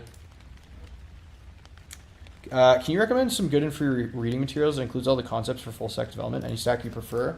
I think the Odin Project has, it's not only good reading materials, but it's also good projects that you can do. It supports only the images. Oh, I got you. Well, you need to use your to-do app yourself. Probably not, Thief. I'm using it for, it was just to to test out my my tech stack. I just changed the title to be kind of funny. You're just trying to share the Excel draw file directly. That could be what it is. It could be like an unrecognized extension or something. But that did work. But no, Shiva, I think, yeah, the Odin Project's good for reading resources. For learning, because you can learn JavaScript as well as Ruby. It doesn't have all the stacks, but again, I want to emphasize that if you learn a certain tech stack, you you can use the skills and learn others. Like the concepts are transferable. All right, let's take another break, even though that wasn't really a break, or it wasn't really a working session. Kind of. We were kind of debugging Discord there for the last 5 minutes, but that's okay. We've kind of moved on to Docker at this point.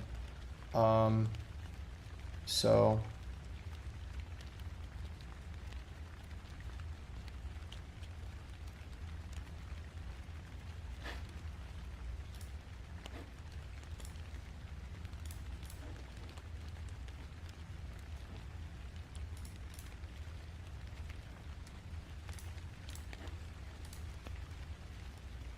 but no, I think that would explain it. But no, Jay, you should be able to see it as well. Oh, did it get deleted again? Wait, why did it get deleted?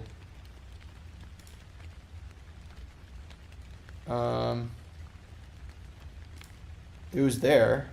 I see it now.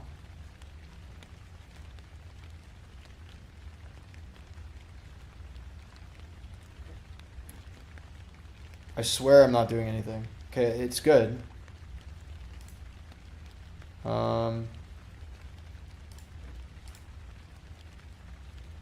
Yeah, I can see your message now, Satyam. Oh, with the good quality. Ah, I see, I got you. Okay, so you deleted it that time. Okay, good to know. Okay. I hope that wasn't getting tripped by something. I see, thank you for sharing. I'll check it out right now. Really appreciate it. BRB. Sounds good, Shiva. But it also, the good thing with that is it has what do I say? It has projects that you can build as well. So it's not just resources. It's also it also points to resources that you can use to learn. So yeah.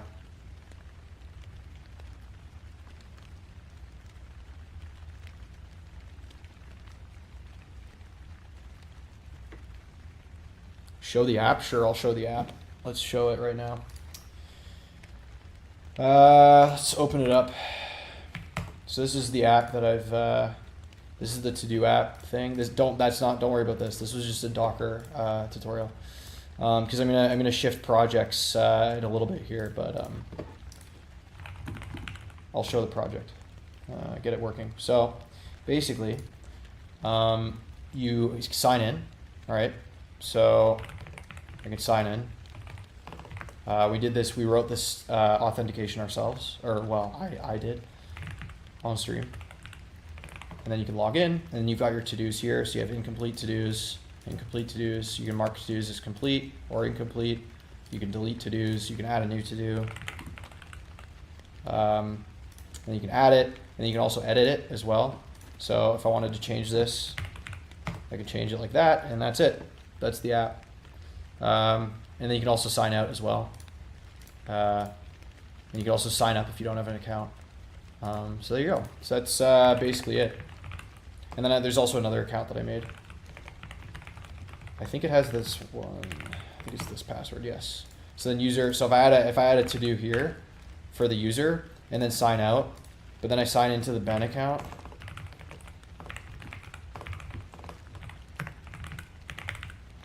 You can see that it has the to-dos associated with the account, right?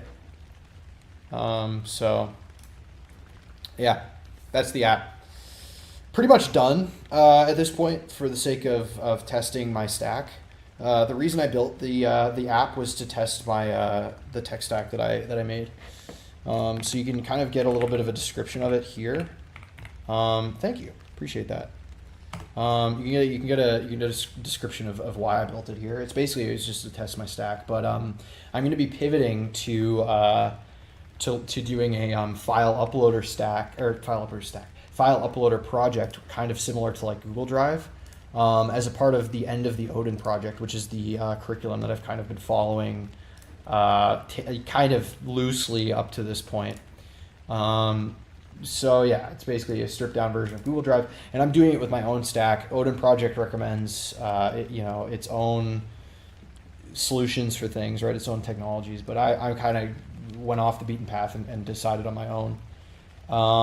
So basically, the thing that we're doing to prep for that is to I was kind of thinking about it, and I want to learn Docker so that I can containerize my database. Specifically, I don't want to worry about doing all of the different apps, like the front end, back end, shared packages, all these things. Like I don't really want to worry about containerizing all that stuff. I just want to worry about one thing at a time. So I'm kind of taking the end of this stream here to teach myself a bit of Docker. Which stack you use for the app? I use my own.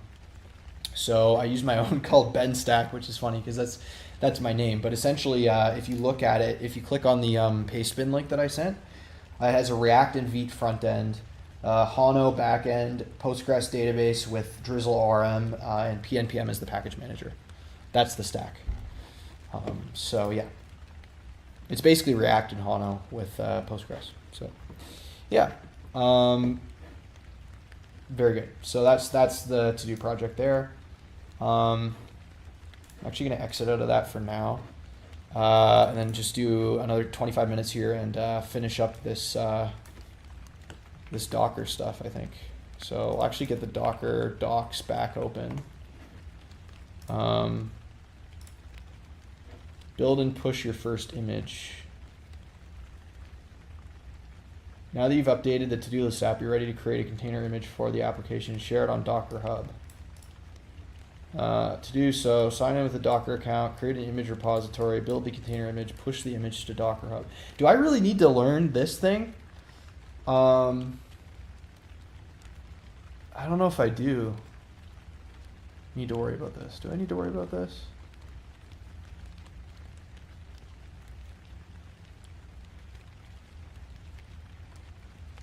BenStack is your real name? No, it isn't. Ben is my real name. My last name, it's been leaked a couple times accidentally, but I don't generally share my last name on the internet. It's out there. If you dig for it, you could probably find it, but I'm not going to say it. But my real name is Ben, yes.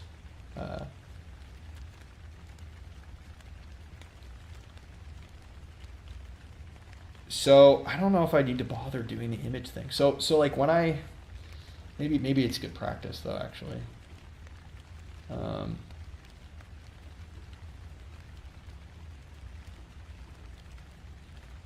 Ben Tharlemu, yeah, exactly. The only reason I don't share my last name is because it's a last name that's pretty unique. It's not a common last name. So if you knew my first name and last name, it'd probably be pretty easy to find me. And I don't really want to be found online. Like it's not like I have a name like Smith or something that's really generic. But that's like the main reason. Like if I had a last name that was super common, I wouldn't care as much. What's next? C? Maybe Thief. I'm actually, I want community input on that eventually. But I think I'm also going to learn maybe Linux as well, Linux C. I'm going to definitely do some like lower level stuff eventually. But yeah, no, I'm going to continue with the full stack for the next couple of months probably.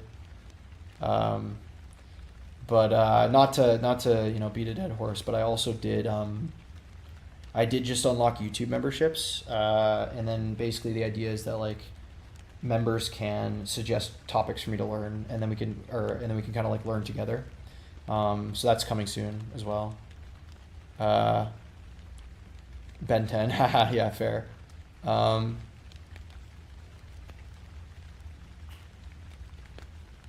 Bro, I recommend first focus on the app development and everything regarding self-hosting, database, and learning is good, but in prod, unless you're not hitting the scale, you don't deploy it. Yeah, I just like want to learn it, And when you become an old and master all the languages, do you conquer the world? I don't really have aspirations to conquer the world. I just want to be happy and build software. He does give Ben 10 a bit. Fair enough. I actually, you know what? It's funny because I got that a lot when I was a kid. Don't distract right now. All right, fair enough. Fair enough. It's not. I don't even want to understand it like deeply. I just maybe, I don't know.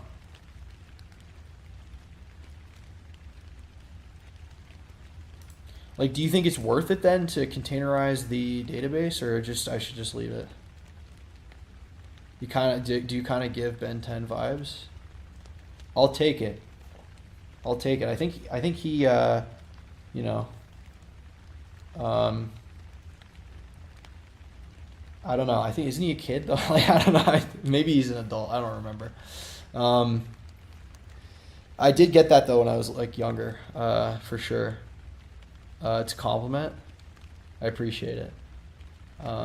Okay, so let's stop faffing around then with this.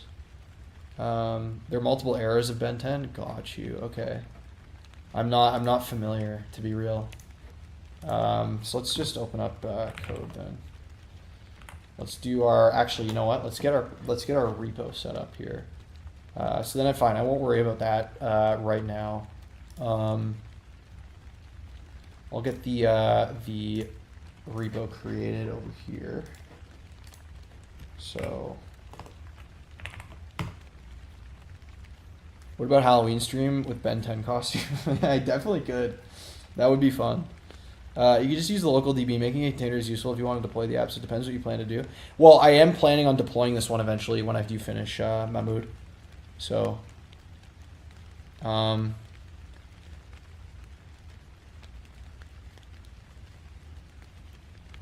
would you want to make money from it? Yeah, with even changing careers. That is partially the goal, Thief. That is partially the goal. I do eventually want to change careers. Or at least upgrade my current career.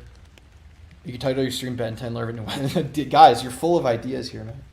That'd be fun. Maybe a members only stream I'll dress up as Ben 10. Okay. Let's so then you know what? I'll continue with this then. I don't know, I'm kinda like let's just do like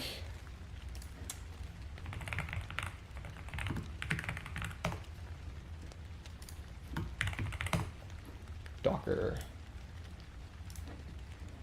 All right, so this is probably what I want here.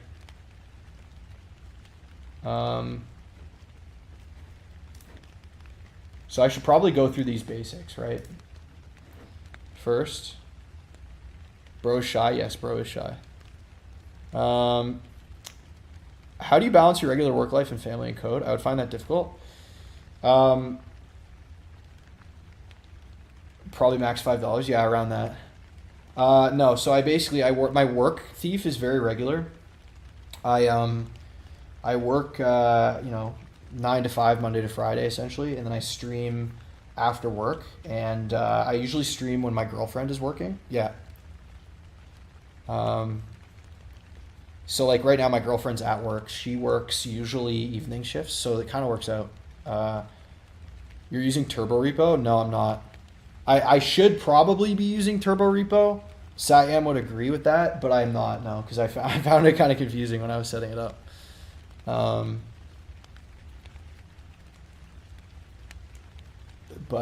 Yeah.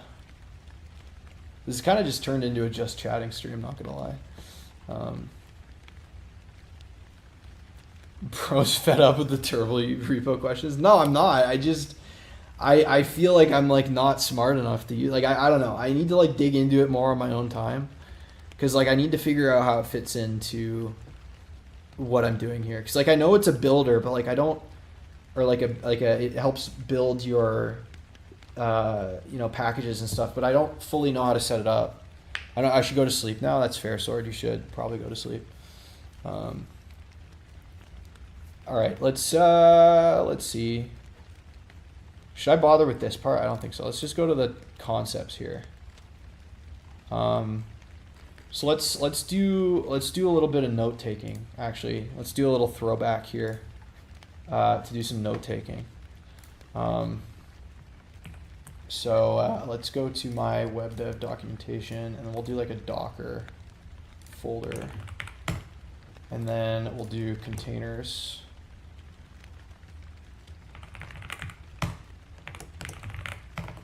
Okay.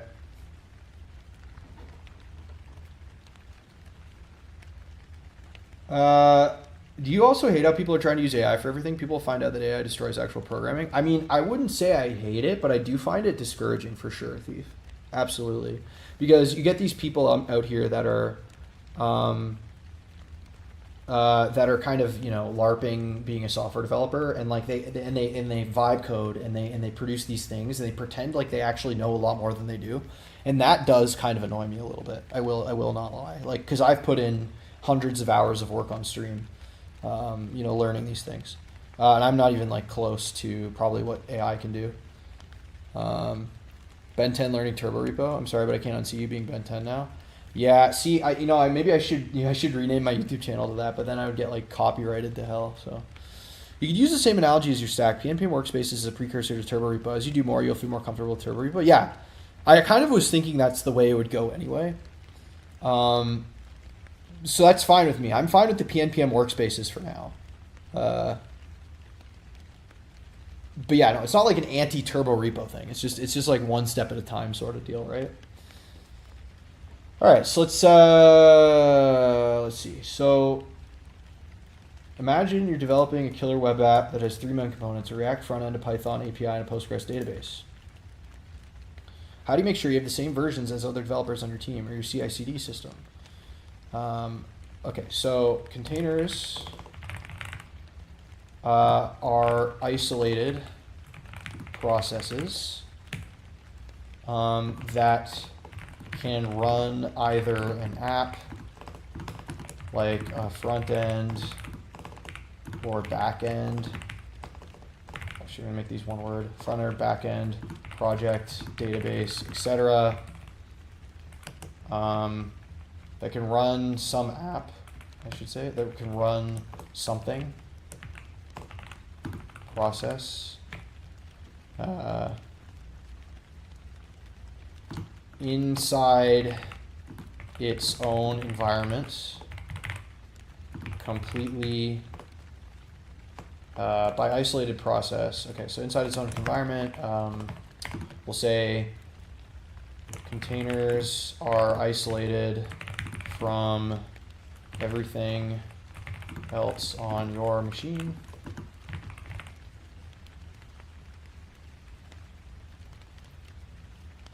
Minimal influence on other containers,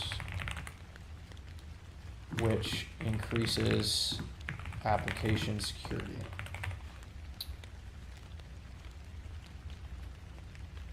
Check about the remote cache. This cool feature of turbo repo is mainly beneficial to CI/CD pipelines. I will for sure after stream. At Speak Machine, he talks about how AI destroys everything and how everyone should learn coding. Yeah, I mean, I would. You know, if I was big enough. I mean, that YouTuber is probably much larger than me, Thief, but I would be open to doing collabs with YouTubers if they reached out to me. But I honestly haven't had any larger YouTubers really follow me. But like maybe for sure. Another YouTuber I watch frequently is Internet of Bugs. Internet of Bugs, is that his name? I think that's what his name is. Anyway, he talks about similar stuff, about how AI is basically shitifying the internet. What if I built Instagram or something on live stream? I could, definitely. You know, in the future. He only has 6K subscribers, not much bigger than you. That's fair. Well, I could certainly reach out to him. I'll take a look at his stuff for sure. Let's see, independent. In the sense that deleting one container will not affect any others, and portable. Can run anywhere. Dev machine, cloud, etc. There we go. Harkarat Singh, he built things at a couple hours of non-AIs. Of course, they're MVP level guy, but developed for sale in 4 hours. That's cool.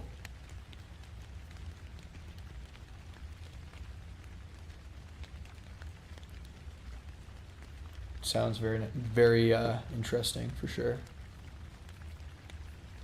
Okay.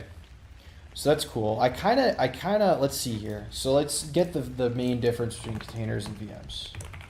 Containers versus VMs.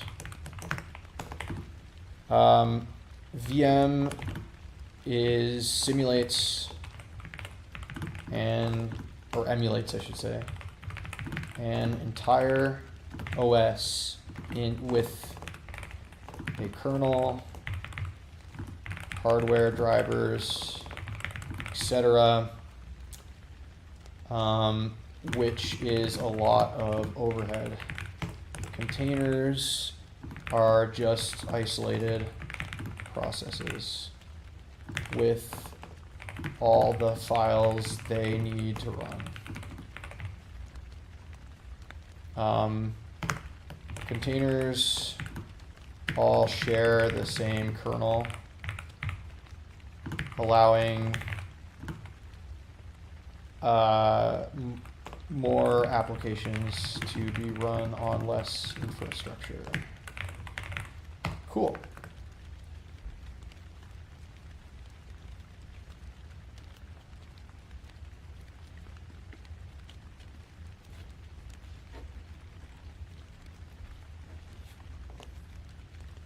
Have I traveled abroad? Yes, I have. I've traveled to 4 countries in my life. I haven't traveled as much as I'd like to have traveled, but I've been to, obviously I live in Canada. I've been to the States several times. I've been to England, the UK. I lived there actually when I was young for a while, and I've been to Portugal as well. I have family in Portugal. So those are the 4 countries I've been to. So yeah. Are you just learning, or do you already understand this? Because I'm just learning too. I am just learning Docker right now. Yes, PHP. I kind of finished off the To-Do app, which is in the title, but I'm just doing a little side quest and learning Docker real quick, because I want to containerize so I'm going to be starting another project on the next stream on Thursday, and that project's going to require, I want to actually release it. Or not really, when I say release it, I want to actually deploy it. So I want to kind of have this, I want to at least containerize the database. Maybe it would be worth my while to containerize everything, but I think for now, I think just the database is fine. I don't know. I'll kind of look at it more off stream, but I think I'm just kind of getting into this a little bit. All right, so you'll see how to run a Docker container using the Docker desktop GUI. Okay. So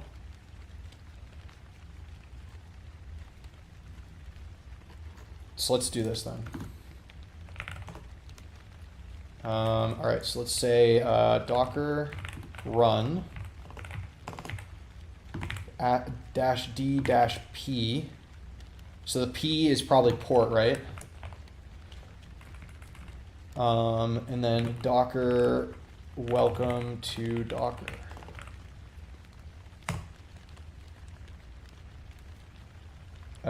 Did it run?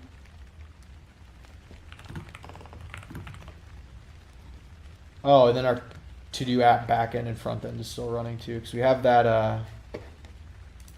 up here. Let's go to the dashboard. All right, so there it is then. There's the welcome. Yay. Oh, detached mode. I see. Okay, cool. Very fun. Let's just put this here, I guess. Okay, good. And then how do I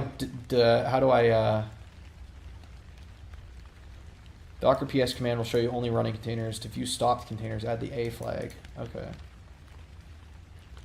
And then you can Docker stop with the ID, which is here, I would assume, right? So we can do Docker stop and then this ID. Right? Like this. And then now that should have stopped, right? And that should be reflected inside of this. Yes, you can see that it's off now. Very cool. That was so encouraging from the devs at Docker. Yeah. Oh, you can, okay, so you only have to run you don't have to run the full ID. That actually helps. So you can just provide like the first 3 hex numbers. All right, now we're going to do what is an image. Okay. And I'm probably, for reference, guys, I'm probably going to finish this up off stream, or do like a mini bonus stream or something and finish this up. But because I want to kind of start the file uploader project again on Thursday when I come back. So for anyone that's joining just now, I just finished the To-Do app. You can go earlier on in the stream and see that kind of a demo of it. But the next idea is to go back to this file uploader project that, if you've been here for a while, you'll know kind of has given me trouble. So yeah, I'm gonna be starting this using my own stack again. So, third time's the charm, they say, right? So,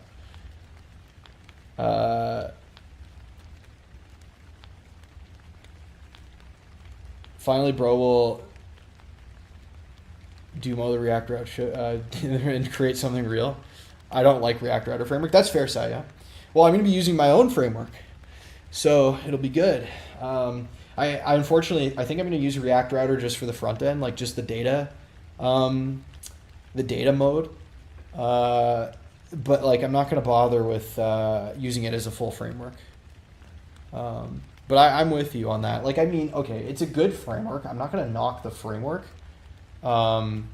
I just, where I'm at in my learning journey, I like to see all the parts, right? I like to see it all, picked apart. You should just go for the only router. That's fair. I'm going to stick with JS for now, but, definitely going to branch out eventually. But I think for as long as I'm doing the Odin Project stuff, I'm going to be using JavaScript.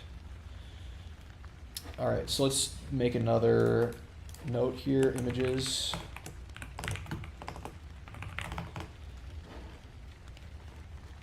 Where does it get files and configuration? So a container image is a standardized, so as a package,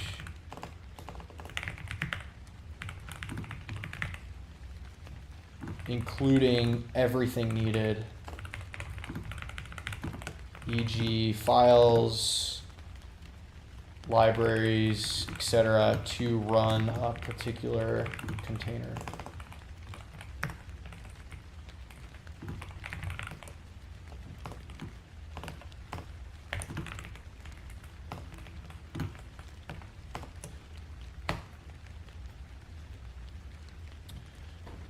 For Postgres, the image will package the database binaries. For example, a PostgreSQL image will package the DB binaries, config files, etc. for you.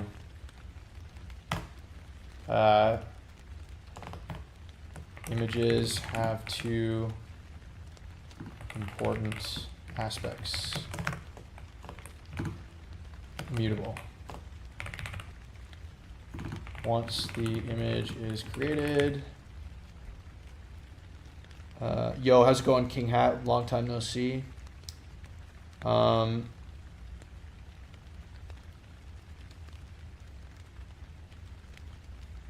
I don't know any React Router, some weird. I prefer plain React V. Yeah, I agree. So I am generally, and that's only because I'm a beginner, I think.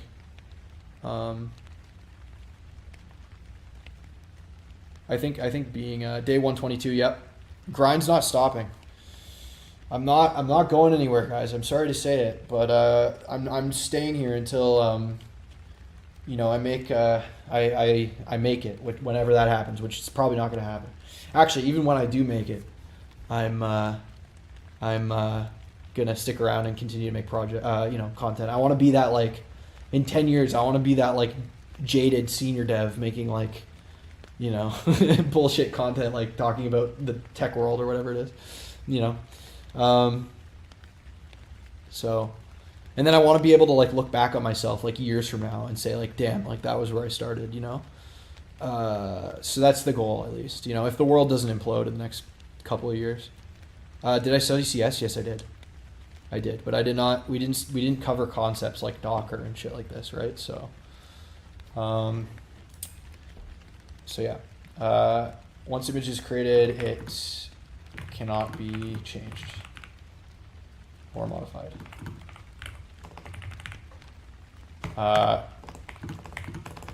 Can only make a new image or add changes on top of an image. Okay. Composed of layers with each representing a set of file system changes that add, remove, or modify files. Okay, interesting.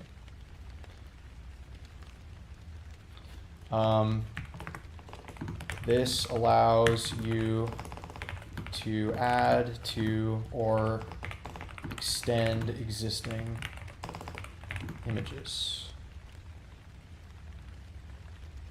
Do you think the file-based routing is intuitive rather than making configs? I mean, I think it's definitely easier to keep track of that way. So well, let me put it this way. I think it's easier to keep track of your routes when you do it in a config, but it's definitely easier to maintain when it's just done based on the file system. But it can create behavior that maybe you don't expect, I would imagine. They have a package you can install that will handle the routing for you, so you don't have to do it programmatically. Yeah, that's the file system based routing, right? I'm pretty sure. All right, so you know what I'm going to do, guys? I'm going to finish off learning this off stream, and then I'm going to come back and we're going to start that file system app on Thursday. And actually, continue on that project. So yeah, I mean, the to-do app I would consider a success. Is it perfect from like a UX standpoint and all these things? Absolutely not. But again, I think as far as meeting our goals and testing the stack, I think it was good.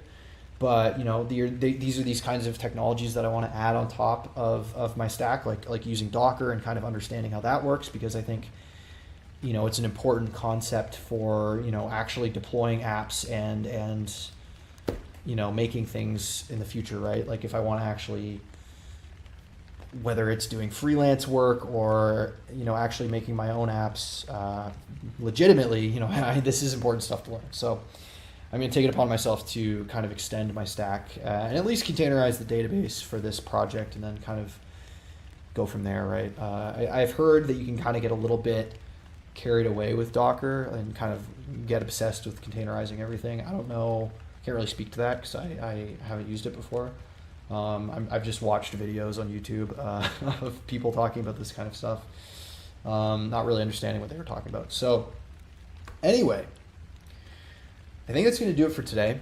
My girlfriend's going to come home from work very shortly, so I got to jump off and get ready for my evening. Field app, but only use it for databases. That's fair. Do you help others with referral for the freelance projects? I actually haven't started doing any I'm doing one freelance project, but it's for family. So that's currently in the works, but I'm doing something for my girlfriend's family right now, and that's kind of just as a test. And it's kind of half IT, half software dev, so it's kind of like both. I get to use like my day job skills and the skills that I've learned here.